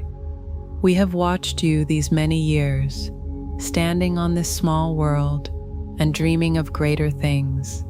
We have seen how you believe your humble origins doom you to a humble destiny. But origins," added the voice of Castor, cooler and more crystalline, like mountain streams flowing over ancient stone, "are merely launching points, not landing destinations. The place where a story begins tells us nothing about how that story will end." Kale stood transfixed on the observation deck, part of him wondering if the desert heat had finally driven him to hallucination, while another part recognized this moment as something he had been unconsciously waiting for his entire life. The binary stars hung suspended on the horizon, like cosmic teachers who had descended from their celestial classroom to offer instruction to a particularly struggling student. "I don't understand," he said aloud, feeling slightly foolish for speaking to stars, but somehow certain that they could hear him. "Everyone I've ever known has lived and died on this farm. My uncle tells me I should be grateful for what I have, that dreaming of other worlds is just a way to make myself miserable with wanting things I can never have." The twin suns pulsed with gentle light that seemed to carry infinite compassion for the confusion of youth trapped between duty and dreams. "Your uncle speaks from love," Kepler's warm voice responded, "but also from fear. He is confused accepting your circumstances with accepting your limitations. These are not the same thing." "Consider our own story," Castor added, her crystalline tones carrying the authority of eons spent in cosmic partnership. "We began as clouds of gas and dust in the depths of space, scattered matter with no apparent destiny beyond drifting through the void. Yet here we are, twin stars whose light nurtures life on dozens of worlds, whose gravitational dance maintains the orbital stability of an entire system." Kale felt something shift in his chest as he contemplated this perspective. He had never thought of stars as having origins, had always assumed they simply existed as they were, eternal and unchanging. The idea that these magnificent celestial beings had once been nothing more than cosmic dust was both humbling and strangely encouraging. "But your stars," he protested. "You have power beyond anything I could ever imagine. I'm just a moisture farmer on a backwater world that most people have never heard of." "Power," Kepler said with gentle amusement, "is not about the scale of your influence, but about the depth of your commitment to growth. We did not become stars through force or will or cosmic privilege. We became stars by allowing the fundamental forces of the universe to work through us, by surrendering to the process of transformation, even when we could not see where it would lead." As the twin suns sank lower toward the horizon, their combined light began to create patterns in the sand around the homestead that Kale had never noticed before. Spirals and mandalas appeared in the play of double shadows, geometric forms that seemed to tell stories of journeys from simplicity to complexity, from isolation to connection, from small beginnings to vast fulfillment. "Every great destiny," Castor continued, her voice now carrying harmonics that seem to resonate in Kale's bones, begins with a choice to see beyond current circumstances to future possibilities. The galaxy is full of beings who were born in places that seemed to offer no opportunities, who faced limitations that appeared insurmountable, yet who chose to believe that their stories were larger than their starting points.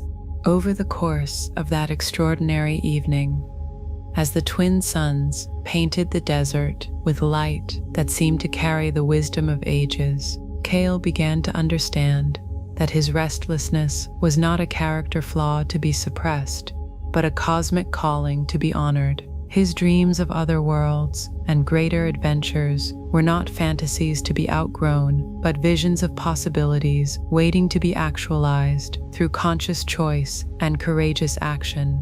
The moisture you extract from this desert air, Kepler observed as the first stars began to appear in the darkening sky, does not originate here. It comes from distant oceans, evaporated by suns like us, carried across light years of space by cosmic winds, only to condense here on this seemingly barren world. In the same way, the dreams that fill your heart are not local productions, they are messages from your future self, condensed into present awareness, calling you toward the destiny that awaits your conscious participation. As the teaching session drew to a close, and the twin suns finally disappeared below the horizon, leaving only their afterglow to mark their passage, Kale felt something fundamental shift in his understanding of what his life could become. The farm was still there. The daily routine still required his attention. The isolated location still limited his immediate options. But none of these facts held the same power to define his future as they had just hours before. "Remember," Castor's voice whispered on the night wind as her light faded to memory, "every choice you make is a vote for the version of yourself you are becoming. Choose as if your dreams are not only possible but inevitable, and watch how the universe conspires to prove you right."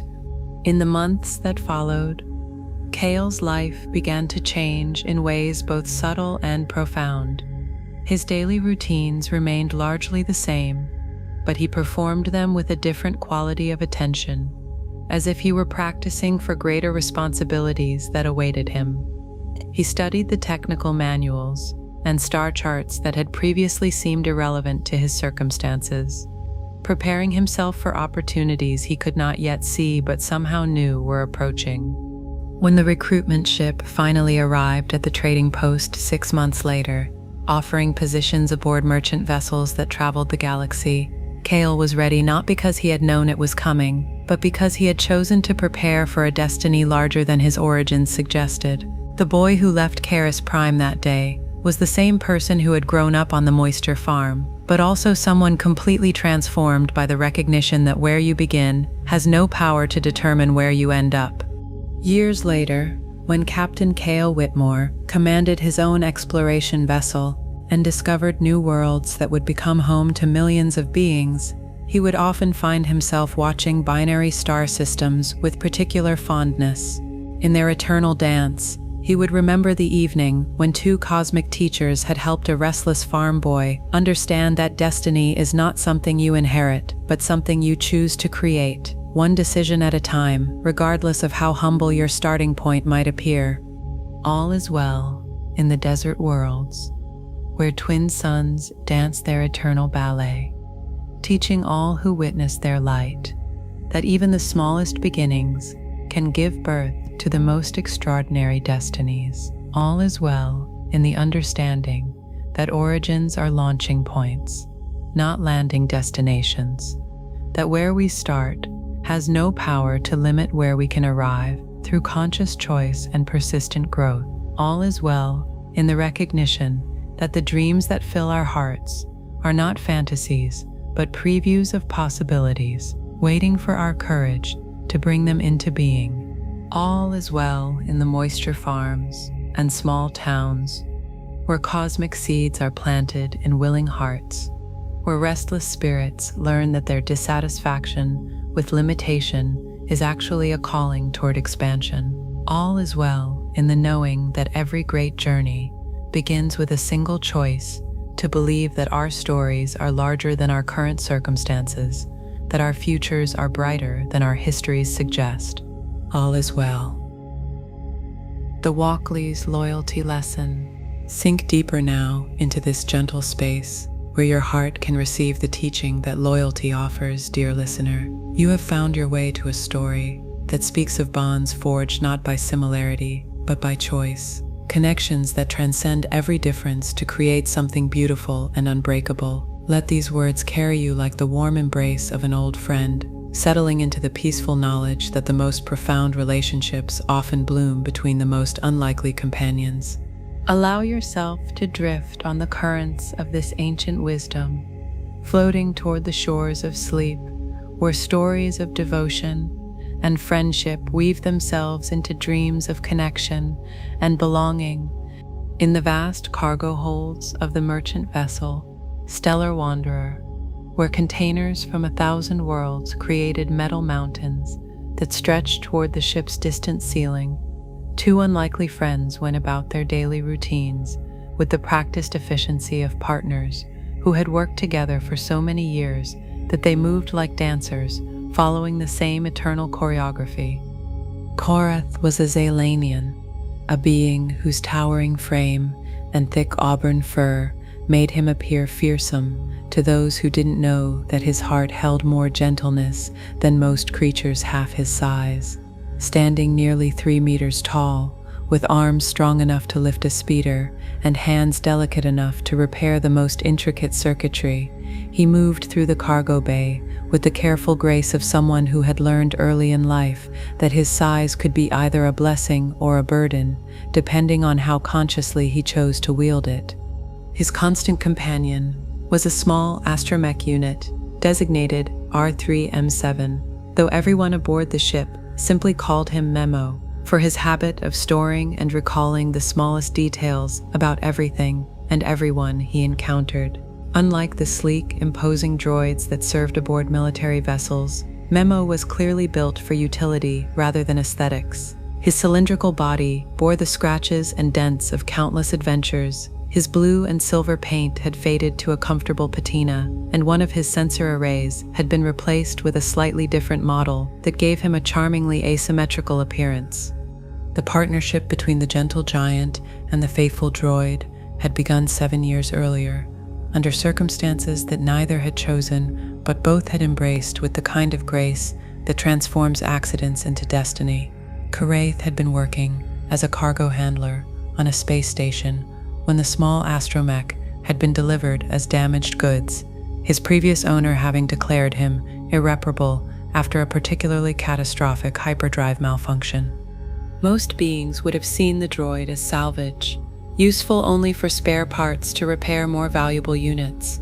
But something in Memo's damaged circuits had called out to Korath's protective instincts, perhaps because the Zalanian knew something about being misunderstood based on appearances, about having your true worth overlooked because of surface characteristics that others found threatening or unimportant. Perhaps you know something of this yourself, this recognition that the most meaningful connections often form between beings who seem to have nothing in common on the surface, but discover profound resonance in the depths where souls recognize their kinship. Korath had spent his own savings to purchase the damaged droid, then dedicated weeks of patient work to repairing not just Memo's essential functions, but restoring capabilities that went far beyond basic programming. What emerged from that healing process was not just a functional astromech unit, but a being whose loyalty and devotion had been awakened by the simple act of being seen as worthy of care rather than disposal. Morning diagnostics complete, Memo announced in his cheerful binary language, as Korath entered the cargo bay for the start of another shift. The droid's various chirps and beeps had become as familiar to the Zalanian as his own heartbeat, a constant musical commentary that added warmth and personality to even the most mundane tasks. Korath responded with a series of gentle rumbles and harmonics that most beings would have mistaken for random animal noises, but which Memo understood with perfect clarity. The astromech had become fluent in Zelanian emotional expression over their years together, able to read subtleties in his friend's vocalizations that even other Zelanians sometimes missed. "You're worried about the new cargo manifest," Memo observed, his dome head swiveling to study his partner's posture with the keen attention of someone who had made understanding his friend's moods into an art form. "The shipment from the Vorthen system is 3 days overdue, and Captain Torres is getting pressure from the client."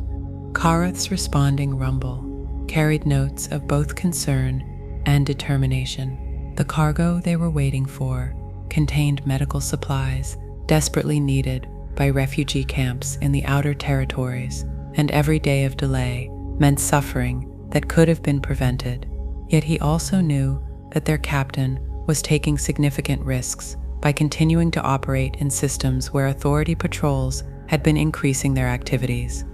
"I've been running probability calculations," Memo continued, extending a small tool arm to adjust a loose connection on one of the storage containers. "Based on current shipping patterns and recent authority movements, there's a 73% chance the cargo vessel was forced to take an alternate route through the Kessel sector. That would add at least 4 days to their journey, but it would also explain the communication blackout."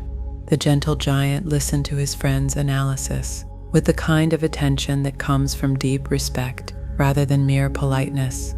Over their years together, Kareth had learned that Memo's data processing capabilities were matched by an intuitive understanding of galactic politics and logistics that often proved more accurate than the predictions of much more sophisticated analytical systems. Their conversation was interrupted by the ship's intercom crackling to life with Captain Torres's voice, strained with the kind of tension that had become increasingly common as the political situation in their sector continued to deteriorate. "All crew to the main hold. We've got incoming authority vessels requesting permission to conduct a cargo inspection." Kareth and Memo exchanged glances that carried the weight of shared understanding. They both knew that several items in their current cargo load existed in legal gray areas, humanitarian supplies technically classified as contraband by authority regulations, but desperately needed by the communities they served. An inspection could result in confiscation of supplies, imprisonment of crew members, or worse. As they made their way toward the main hold where the rest of the crew was gathering, Memo's sensors detected the subtle changes in his friend's biorhythms that indicated rising stress levels. Without being asked, the little droid began playing a soft harmonic sequence through his speakers. Frequencies that Kareth had once mentioned reminded him of the singing trees from his homeworld. "Remember the Pantoran incident," Memo said quietly, his binary speech carrying undertones of gentle encouragement. "When the inspectors found those medical scanners that were technically above civilian specifications, your quick thinking about reclassifying them as agricultural soil analysis equipment saved the entire shipment." Kareth's grateful rumble acknowledged both the memory and the comfort his friend was offering. The Zelanians' massive hands moved in gestures of affection that had become their private language over the years, a silent communication that spoke of trust and partnership deeper than words could convey. Captain Torres was addressing the assembled crew when they arrived, her weathered face showing the strain of someone who had spent too many years walking the narrow line between profit and principle. "The inspection team is requesting access to cargo holds 3 through 7. We've got 15 minutes to make sure everything is properly documented and secured." What followed was a masterpiece of coordinated teamwork that showcased the depth of partnership that had developed between the Zelanian and his mechanical friend. While Kareth used his size and strength to quickly rearrange cargo containers, creating configurations that would deflect casual inspection while maintaining legal compliance, Memo simultaneously accessed shipping manifests, cross-referenced authority regulations, and generated documentation that transformed questionable items into perfectly legitimate cargo.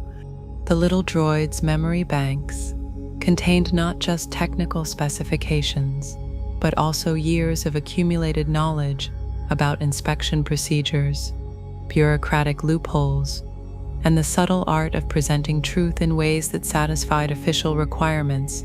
without compromising humanitarian objectives. His rapid data processing abilities, combined with Korath's intuitive understanding of spatial relationships and logistics, created a partnership that was far more effective than either could have been alone. When the Authority inspection team finally boarded the Stellar Wanderer, they found cargo holds that exemplified perfect regulatory compliance. Medical scanners had become geological survey equipment. Humanitarian food supplies had been reclassified as livestock nutrition supplements. Even the most sophisticated contraband detection equipment found nothing that violated official statutes, though every item they scanned was exactly what it appeared to be on its original manifest. The inspection concluded without incident. The Authority vessels departed to continue their patrol routes, and the crew of the Stellar Wanderer returned to their normal operations. But in the cargo bay where two unlikely friends resumed their daily routines, something profound had been reinforced through shared danger successfully navigated.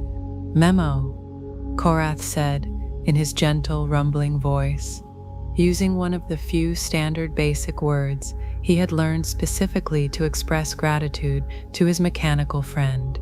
The little astromech's response was a complex harmony of beeps and chirps that roughly translated to, "That's what partners do for each other. We protect what matters, no matter how different we might appear to others." As the ship entered hyperspace and continued its journey toward the refugee camps that waited for their cargo, Korath reflected on the profound truth that had been demonstrated once again in their successful collaboration. Loyalty, he understood, was not something that required similarity of species or background or even biology. It was a choice, renewed daily through countless small acts of care and consideration, strengthened by shared challenges and deepened by mutual respect. In the years that followed, as their friendship continued to evolve and deepen, other crew members would often comment on the remarkable partnership between the gentle giant and the faithful droid. Some found it amusing, others saw it as touching, but all recognized that they were witnessing something rare and beautiful, a bond that transcended every possible difference to create a connection based purely on choice, commitment, and the kind of love that sees past surfaces to the essential worth that dwells within every conscious being. Years later, when stories were told of the legendary cargo ship that somehow managed to deliver humanitarian supplies to refugee camps throughout the most dangerous sectors of the galaxy, those who knew would understand that much of their success came from the partnership between a Zelenian, whose gentleness was matched only by his strength, and an astromech whose loyalty was exceeded only by his ingenuity. All is well in the cargo holds, where unlikely friends discover that the deepest bonds are forged not by similarity, but by choice, where loyalty transcends every difference of species, background, and nature. All is well in the understanding that true friendship sees past the surface characteristics that divide to the essential worthiness that unites all conscious beings. All is well in the recognition that the most profound partnerships often bloom between those who appear to have nothing in common but choose to create everything together. All is well in the ships that sail between the stars, carrying crews who have learned that family is not determined by biology, but by the depth of care we choose to offer one another. All is well in the knowledge that every act of loyalty, however small, strengthens the web of connection that holds the galaxy together in love rather than fear. All is well. The Emperor's shadow mirror. Rest even deeper now into the sacred stillness where profound truths reveal themselves, beloved seeker. You've arrived at a teaching that asks you to look beyond the obvious, to see with the eyes of the soul rather than the judgments of the mind. Let these words embrace you like the gentle light that illuminates even the darkest corners, showing you that what appears as external threat is often an invitation to heal something ancient and hidden within yourself. Allow this story to carry you like a river of starlight, flowing toward the ocean of deep sleep, where the most challenging wisdom can be received without resistance or fear.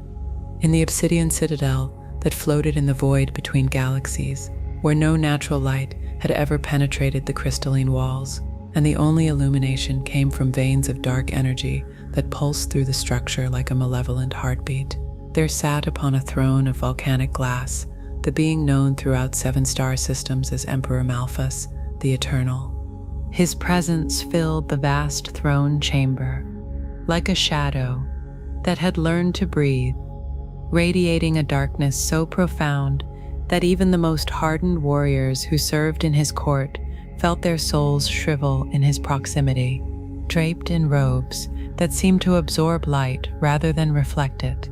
His face hidden behind a mask of polished onyx that showed only eyes like burning coals, he had ruled his empire for over a century through fear so pure it had become an art form. From his throne, Emperor Malphas commanded fleets that could reduce entire worlds to ash, controlled armies of beings whose hearts had been so thoroughly corrupted that they had forgotten what hope felt like, and wielded technologies that could manipulate the fundamental forces of existence itself. His word was law across hundreds of planets. His displeasure meant death or worse, and his very name was whispered in the darkest corners of the galaxy as synonymous with ultimate evil. Yet on this particular night, as the dark energy that powered his citadel pulsed with its usual malevolent rhythm, something unprecedented occurred in the Emperor's private meditation chamber. As he sat in the lotus position that had been his practice for decades, drawing power from the suffering of countless beings across his empire, a vision began to form in the crystalline sphere that floated before his throne. The vision was not of conquest or destruction, not of new worlds to subjugate or enemies to crush, but of something far more disturbing to one who had built his entire existence upon the principle that power came only through domination. In the depths of the crystal, he saw a figure approaching through the cosmic void, a being of such radiant light that even looking upon her through the scrying sphere caused something deep within his chest to stir with what felt almost like memory. Riddle, the truth-bearer, came neither as warrior nor as suppliant, but as one who carries a mirror capable of reflecting not what we wish to see, but what we actually are. Her approach to the obsidian citadel sent ripples of unease through the Emperor's vast network of dark energy, not because she brought weapons or armies, but because she carried something far more dangerous to one who had built his power upon lies, the unwavering light of absolute truth. Perhaps you know something of this yourself, this moment when someone or something appears in your life, carrying a reflection so clear and uncompromising that it threatens to shatter the carefully constructed story you have told yourself about who you are and why you do what you do. You cannot enter here, Emperor Malphas declared when the light-bearer materialized in his throne chamber, her presence causing the dark veins in the walls to flicker and dim as if struggling against an infection of illumination. This citadel has been sealed against all intrusion for 100 years. I enter not through any door or window, Riddle replied, her voice carrying the quality of morning light, breaking through storm clouds, but through the cracks in your own awareness, through the spaces where truth seeps in, despite your best efforts to keep it out. The Emperor rose from his throne, his form towering above the slight figure, who stood before him with no apparent fear or deference. Around them, the chamber filled with shadows that moved independent of any light source, manifestations of the rage and terror that had been his constant companions for so long that he had forgotten there was any other way to feel. I am darkness incarnate, he proclaimed, his voice echoing with the power of worlds conquered and civilizations destroyed.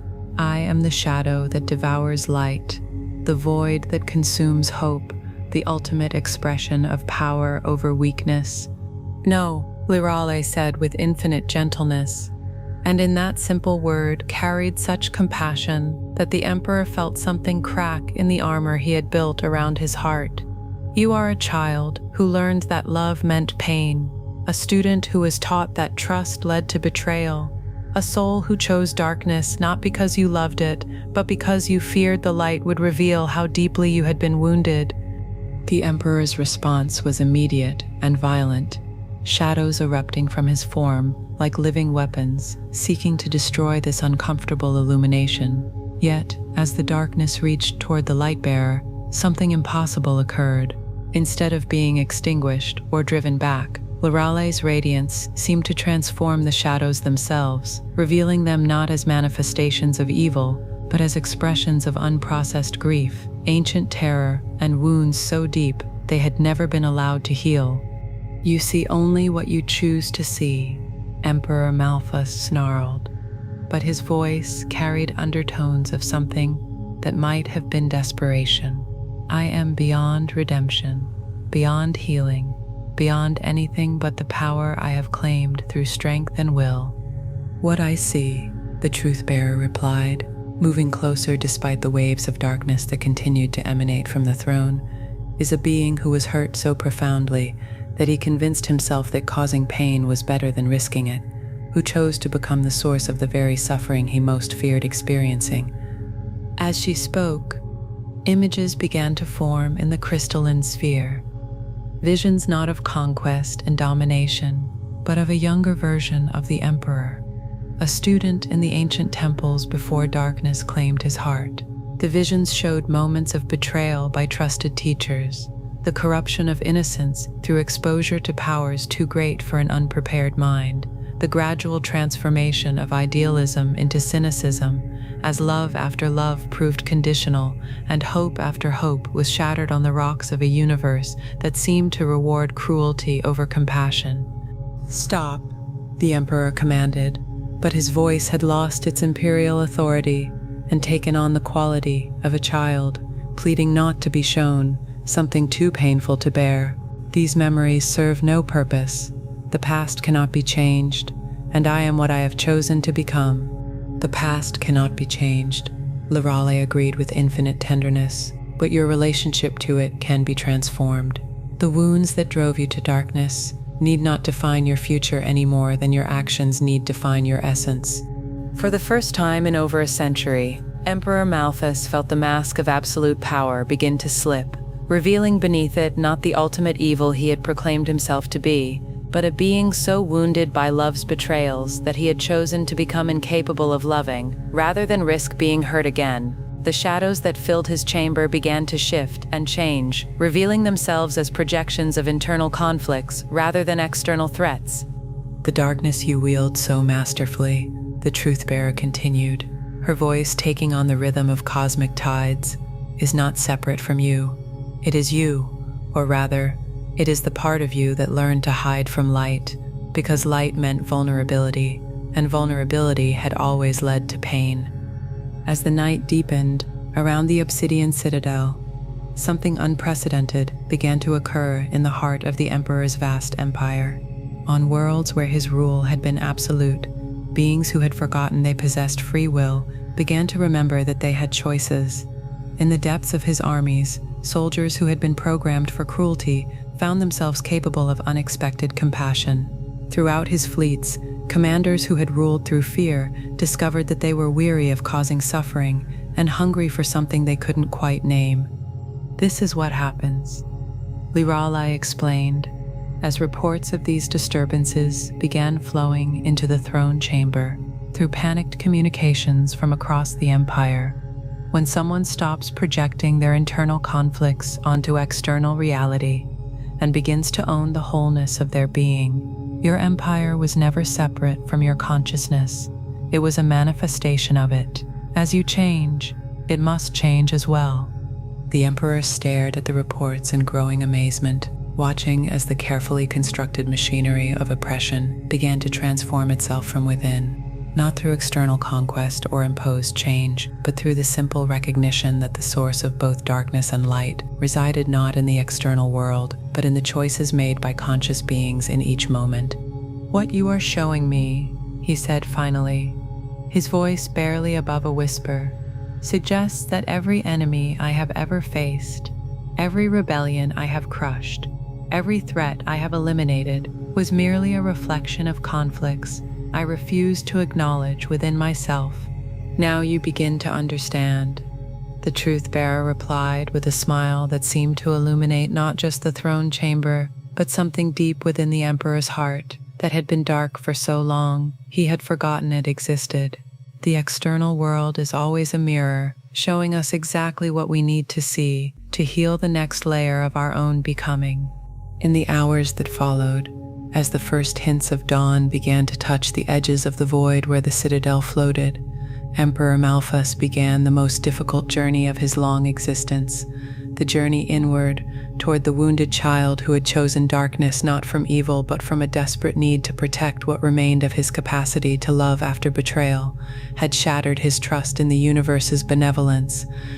The Empire did not fall that night, but it began a transformation that would ripple across the galaxy for generations to come, not through conquest or revolution, but through the recognition that every external manifestation of shadow is an invitation to heal something within ourselves.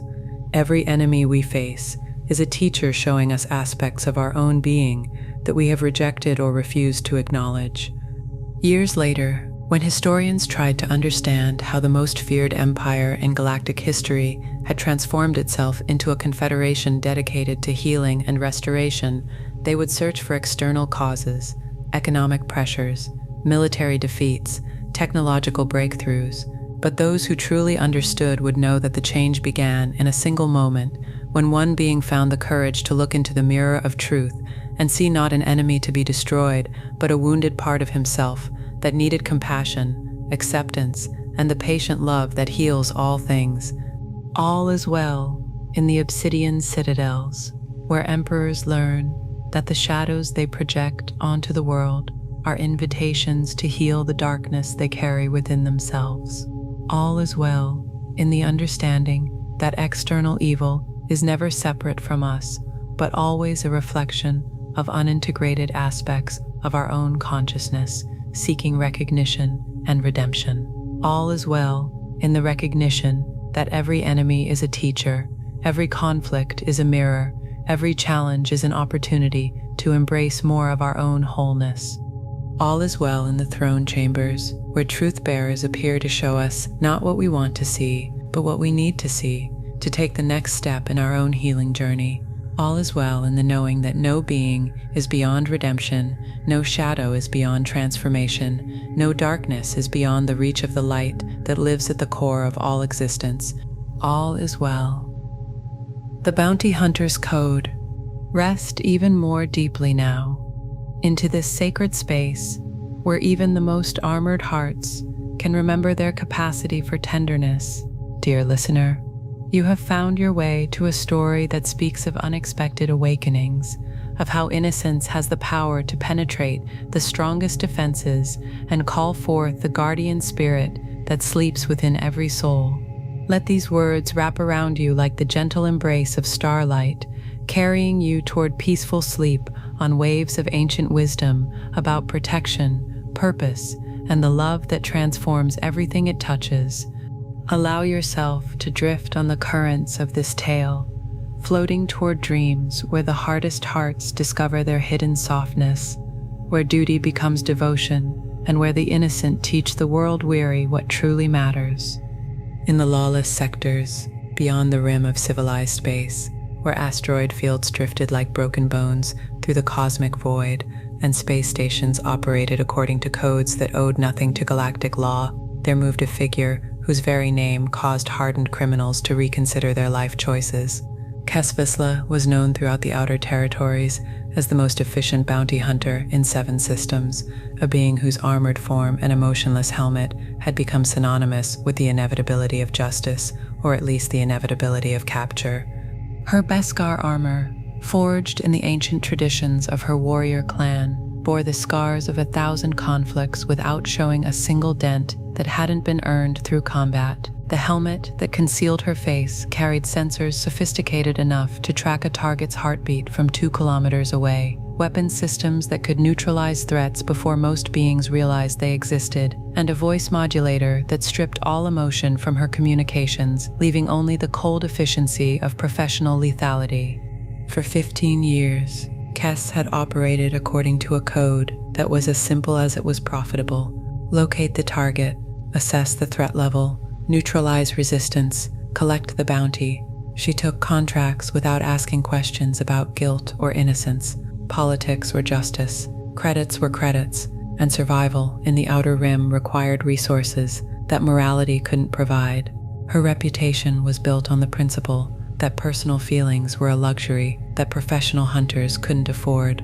The armored seeker had learned this harsh philosophy through necessity rather than choice. Orphaned young, on a world torn apart by clan warfare, she had discovered that sentiment was a weakness that enemies could exploit, that emotional attachments created vulnerabilities that could be used against you, that the only reliable protection in a hostile universe was the strength to stand alone and the skill to eliminate threats before they could harm you. Perhaps you know something of this yourself, this way that life can teach us to build walls around our hearts, this conviction that caring too deeply only leads to greater pain when the inevitable losses come. This armor we construct from disappointment and betrayal, thinking it will keep us safe, while not realizing it also keeps us isolated. The assignment that would change everything seemed routine when it appeared on her encrypted communication system. A single target, location confirmed, payment substantial but not extraordinary. The details were sparse, as they usually were, but the client's credentials checked out and the advance payment cleared without complications.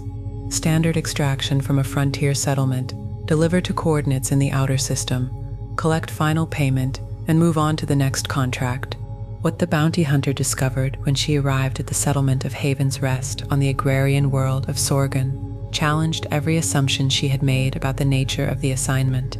The target was not the dangerous criminal she had expected, not the political fugitive or military deserter who typically commanded such fees. Instead, standing in the courtyard of the settlement's modest community center, playing with a collection of hand-carved toys while local children watched in fascination, was a child who couldn't have been more than 5 standard years old. The youngling, for no other word, seemed adequate to describe such perfect innocence, had large eyes that held no knowledge of the darkness that filled so much of the galaxy, no awareness that beings like Kess existed to hunt others for profit. His clothes were simple homespun fabric. His face bore the kind of trusting openness that comes from being raised in a community where love is assumed rather than earned, and his laughter as he played carried a quality of pure joy that seemed to make the very air shimmer with possibility. "That's him," confirmed the settlement's leader, a weathered woman whose face showed the kind of worn kindness that comes from decades of caring for others. "Young Grogu, he's been with us for about 6 months now, came to us through the underground networks that help beings escape the remnants of the old empire. We've been caring for him while arrangements were made for permanent placement." Kess studied the child through her helmet sensors, running biometric scans that confirmed this was indeed the being specified in her contract. But something in the data made her pause. The youngling species was one she recognized from historical databases, beings of extraordinary longevity and remarkable sensitivity to the cosmic forces that connected all living things. What appeared to be a 5-year-old child was actually a being who might live for centuries, but who was still in the earliest stages of development despite his actual age. As she watched, the youngling looked up from his toys and seemed to notice her for the first time, instead of the fear or wariness that most beings showed when confronted with her armored form. His face broke into a smile of such radiant welcome that Kess felt something stir in the region of her chest that she had assumed was purely mechanical. The child raised one small hand in greeting, as if encountering a heavily armed bounty hunter was the most natural thing in the world. "He's special, isn't he?" the settlement leader observed, following Kess's gaze. "Not just because of his abilities, though those are remarkable. There's something about him that brings out the best in everyone he meets. The children love him, the adults find themselves more patient and kind when he's around, and even our most curmudgeonly farmers seem to smile more when he's playing in their fields."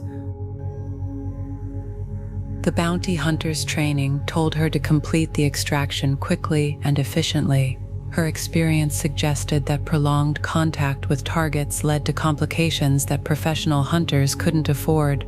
Her reputation demanded that she maintain the emotional distance that had kept her alive and successful for 15 years. Yet something about the child's innocent trust challenged every defense she had constructed around her heart. "Who wants him?" Kes asked, though the question violated her own code about not asking for details that weren't relevant to the mission's completion. The settlement leader's expression darkened with concern. The client wasn't specific about their intentions, but the payment structure suggests research applications rather than protective custody. There have been rumors about experiments, about attempts to harness the kinds of abilities that beings like Grogu possess naturally. For the first time in her career, Kes Vizsla felt the cold efficiency of her professional persona crack, revealing beneath it something she had buried so deeply she had almost forgotten it existed, a fierce protective instinct that had nothing to do with profit and everything to do with the recognition that some things were too precious to be treated as commodities. As the day progressed, and she observed the child interacting with the settlement's residents, Kes began to understand why her presence here felt different from every other assignment she had ever undertaken. The youngling didn't just exist in this community, he transformed it through his presence.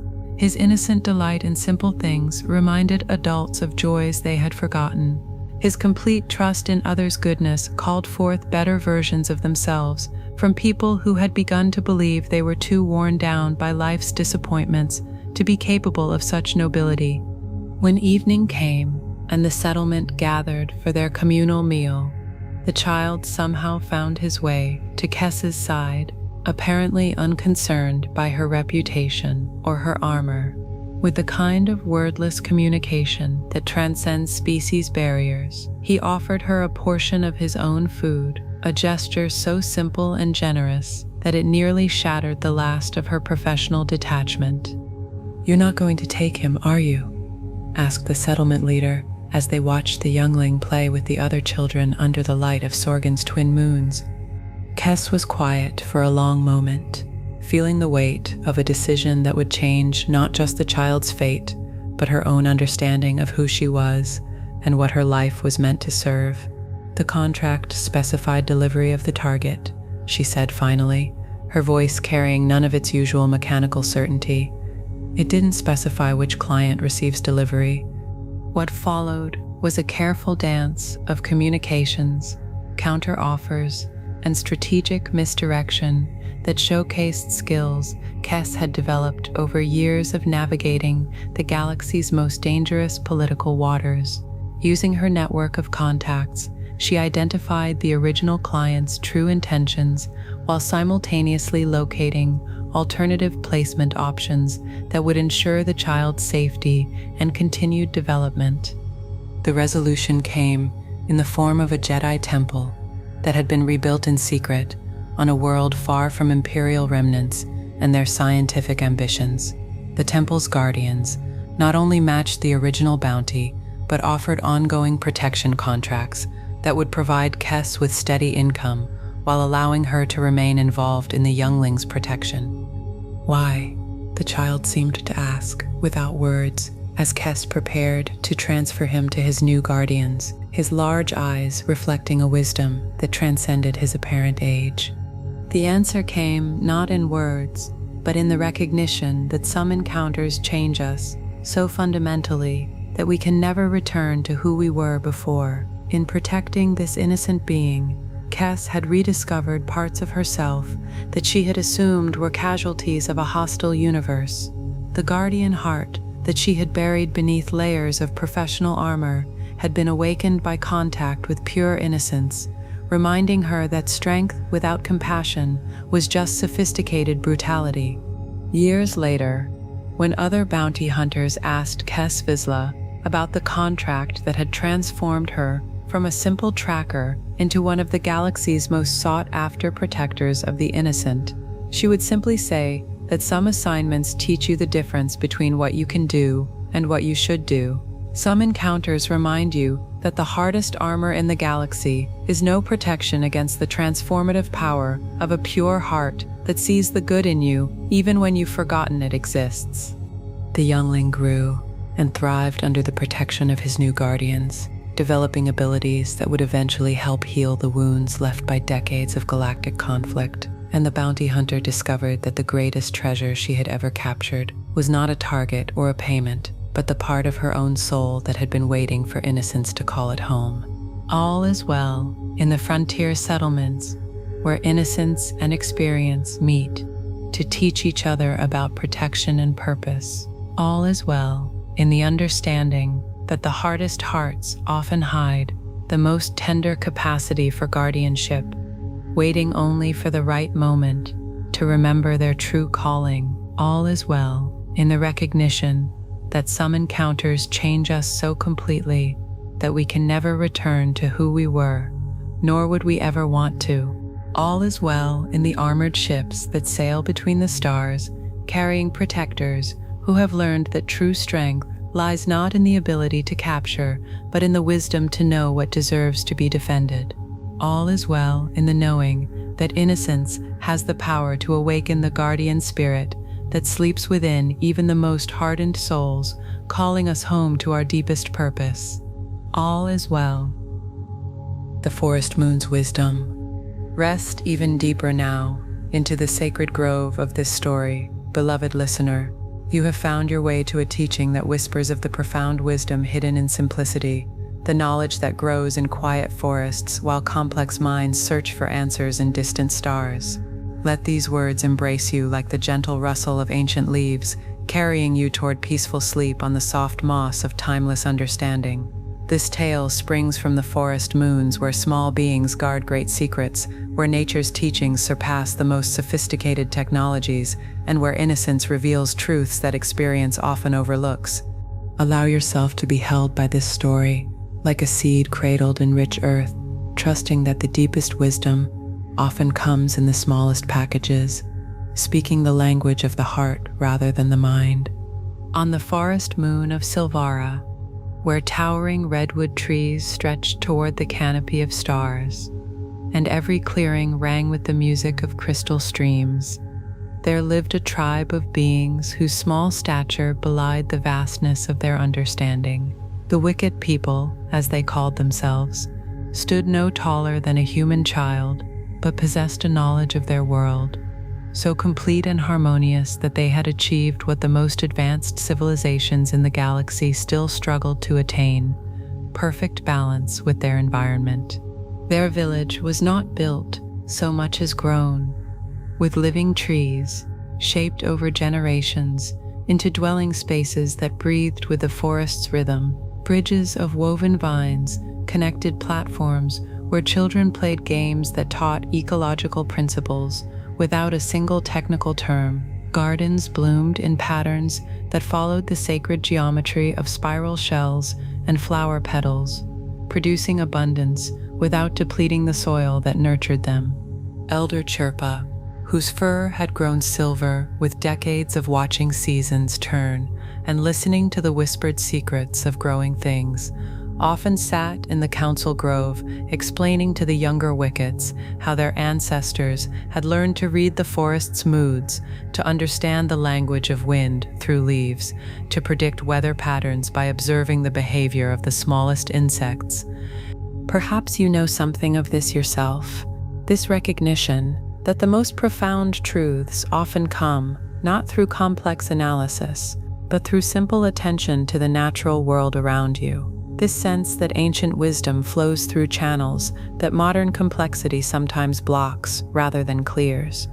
The peaceful rhythm of forest life was disrupted one morning when the sky filled with metallic shapes that descended through the canopy, like falling stars made of steel and crystal. The landing craft that settled in the great meadow carried beings whose technological sophistication was immediately evident in every aspect of their appearance and equipment. The technology warriors, as they identified themselves, were representatives of the Galactic Engineering Consortium, an alliance of the most advanced civilizations in known space. Their armor incorporated computing systems more powerful than entire planetary networks. Their weapons could reshape matter at the molecular level, and their mission was to catalog and evaluate the natural resources of frontier worlds for potential development projects. Commander Thane, whose helmet contained more processing power than most space stations, emerged from the lead craft with the confidence of someone accustomed to encounters with primitive cultures. His scanners had already analyzed the forest moon ecosystem, cataloged its mineral deposits, and assessed the technological level of its inhabitants. By every metric that his civilization valued, this was a simple world populated by beings whose knowledge would barely register on scales designed to measure galactic-level intelligence. "Greetings, indigenous inhabitants," Commander Thane announced through his suit's translation systems as Elder Chirpa and a small delegation of Wickets approached the landing site. "We represent advanced civilizations seeking to establish mutually beneficial relationships with developing worlds. Our preliminary scans indicate significant untapped potential in your ecosystem." Elder Chirpa listened to the translated words with the patient attention of someone who had learned to hear not just what was said, but what was meant. His small hands moved in gestures that the Wickets recognized as invitations to observe and learn, while his dark eyes reflected a wisdom that had nothing to do with technological sophistication and everything to do with understanding the deeper patterns that connected all life. "Welcome to our forest," the elder replied. In the melodic tones of his people, "We offer you the hospitality of our trees and the sharing of our fires. Perhaps while you are here, we can learn from each other about the ways of flourishing in harmony with all that sustains life." The technology warriors accepted the offer of hospitality with the polite condescension of beings accustomed to studying rather than learning from primitive cultures. They established their camp with equipment that could create perfect environmental conditions, analyze atmospheric composition, and provide protection against any conceivable threat. Yet as the days passed, something unexpected began to occur.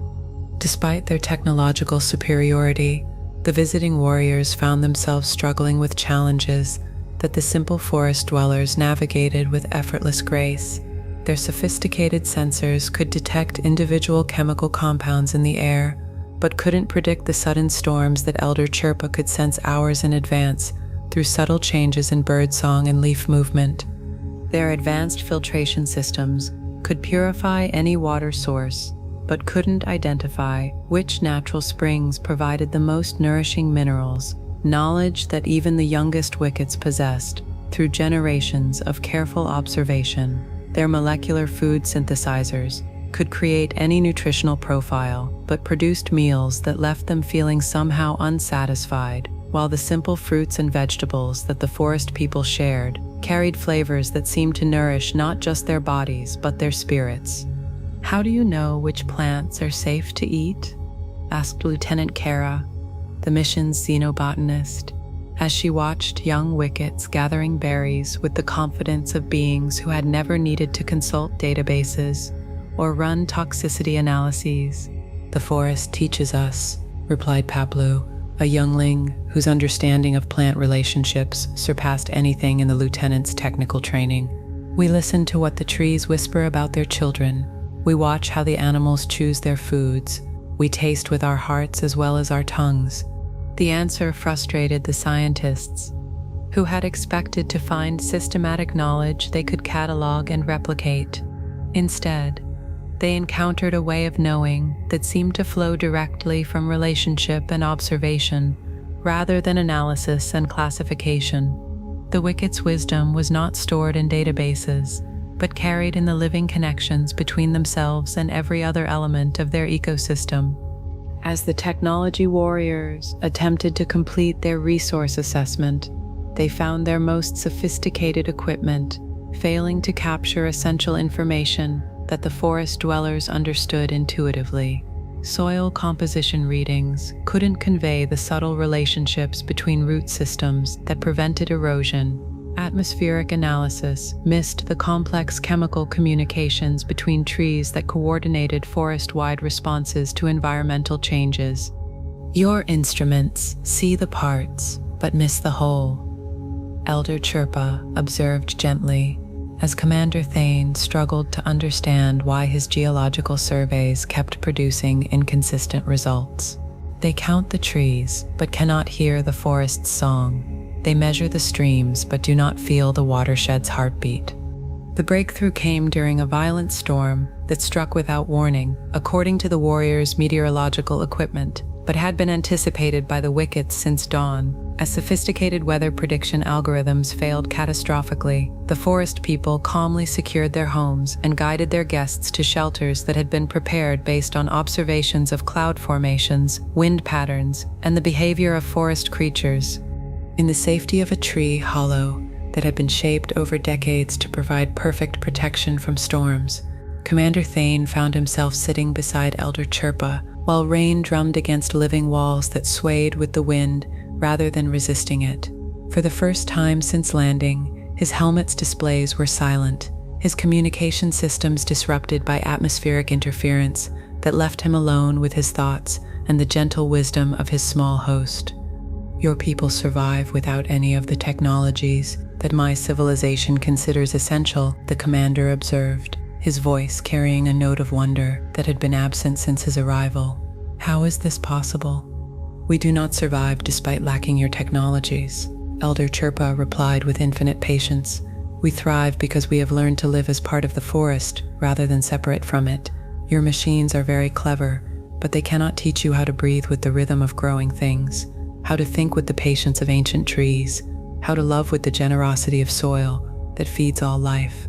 Over the remaining days of their visit, the technology warriors gradually began to understand that they had encountered not a primitive culture lacking in knowledge, but a sophisticated civilization that had chosen a different kind of wisdom than their own. The Wickets had mastered technologies of relationship and harmony that no machine could replicate, developing ways of knowing that emerged from direct communion with the living world rather than analysis of its separate components.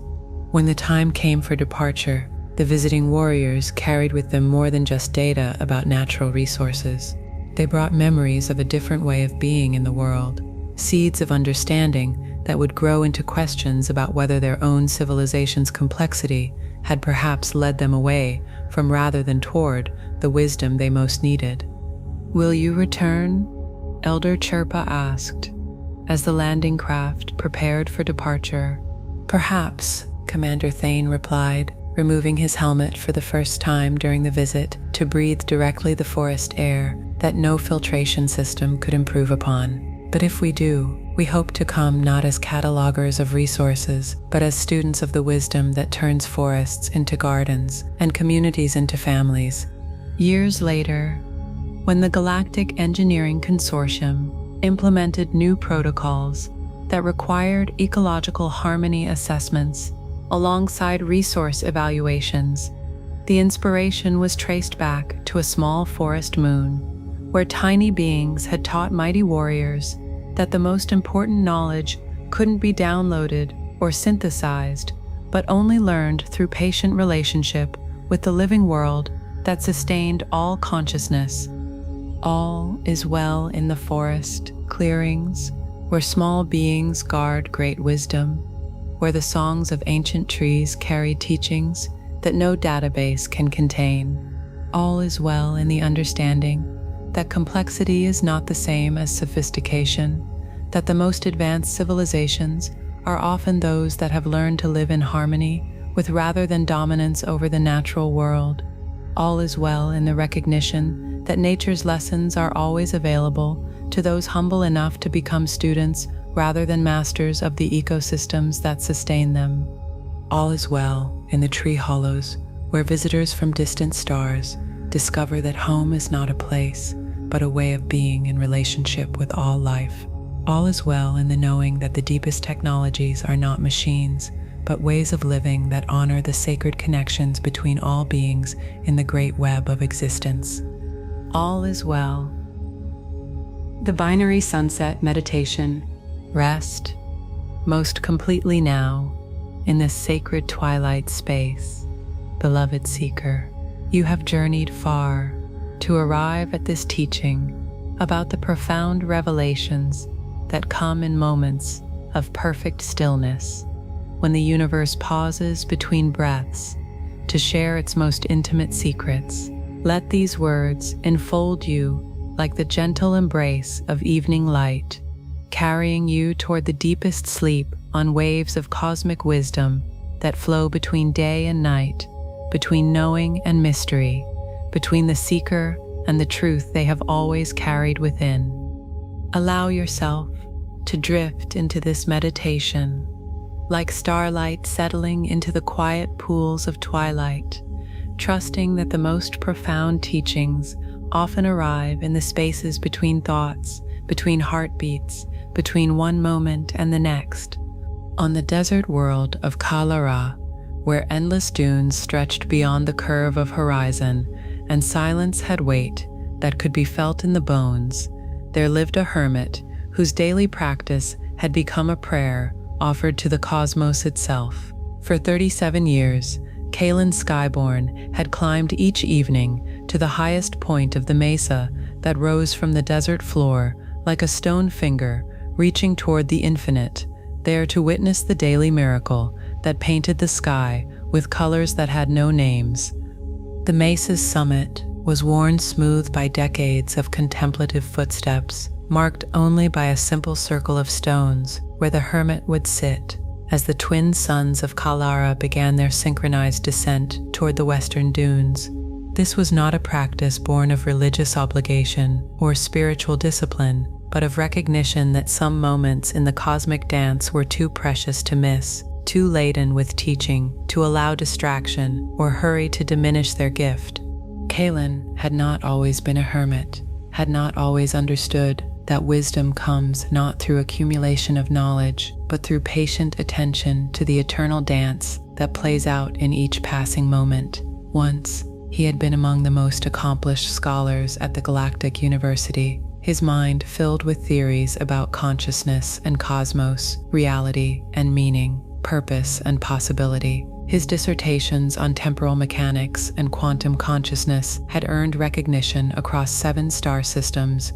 Yet for all his academic achievements, something essential had eluded him, a direct knowing that no amount of intellectual understanding could provide. The breakthrough had come during what should have been his greatest triumph, defending his final thesis before the gathered masters of the university. Standing before their expectant faces, Kalen had suddenly realized that all his elaborate theories about the nature of existence were like maps of territories he had never actually visited, descriptions of experiences he had never allowed himself to have. Perhaps you know something of this yourself, this recognition that all the information in the universe cannot substitute for the simple act of being present to what is actually happening in this moment. This understanding that the deepest truths cannot be learned but only experienced directly through patient attention to the present. That very night, Kalen had left the university and begun the journey that eventually brought him to Kalara, drawn by something he could not name to this desert world where the twin suns created moments of such overwhelming beauty that even the most distracted mind could not help but fall into silence. The first time he had witnessed the binary sunset from the mesa's summit, he had understood that his real education was just beginning. Now, as the familiar ritual unfolded once again, Kalen settled into the meditation posture that had become as natural as breathing. The twin suns, Cassius the Golden and Lyra the Silver, hung suspended above the western dunes like cosmic jewels, their combined light painting the sky in shades that seemed to exist beyond the normal spectrum of visible experience. As the descent began, something unusual stirred in the quality of light itself. Instead of the gradual dimming that typically marked the transition from day to night, the illumination seemed to intensify and concentrate as if the cosmic energies that powered the binary system were gathering themselves for some special communication. The air around the mesa began to shimmer with frequencies that touched something deeper than the physical senses.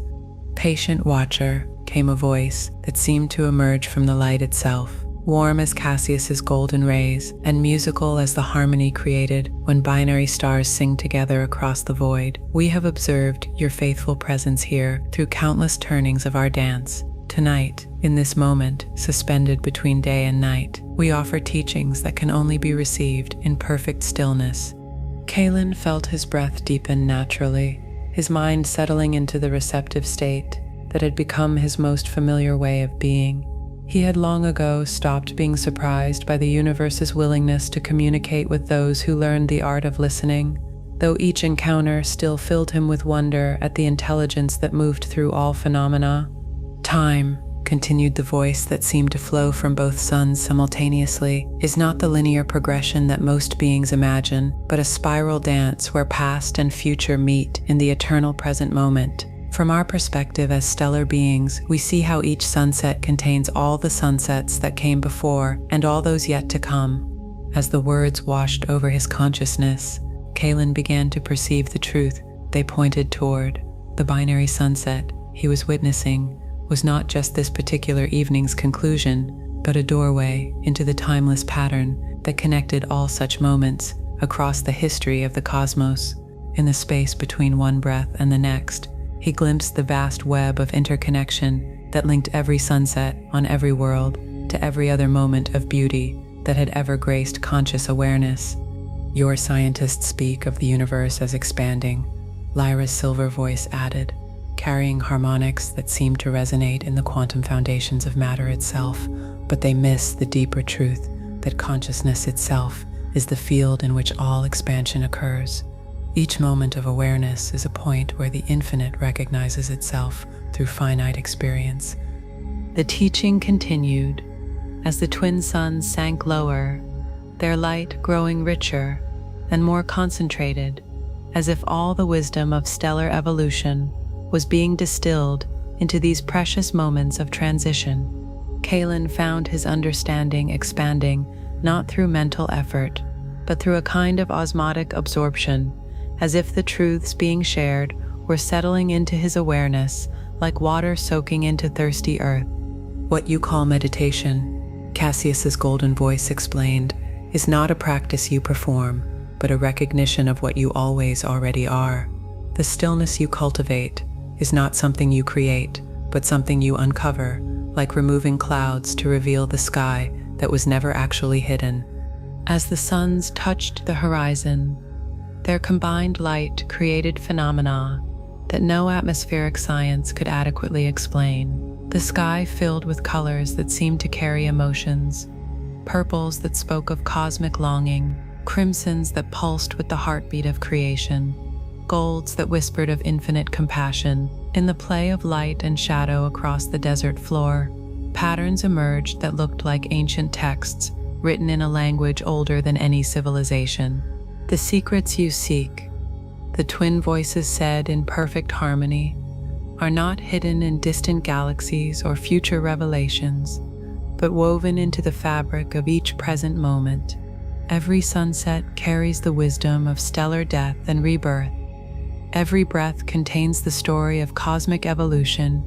Every heartbeat echoes the rhythm that pulses through black holes and newborn stars."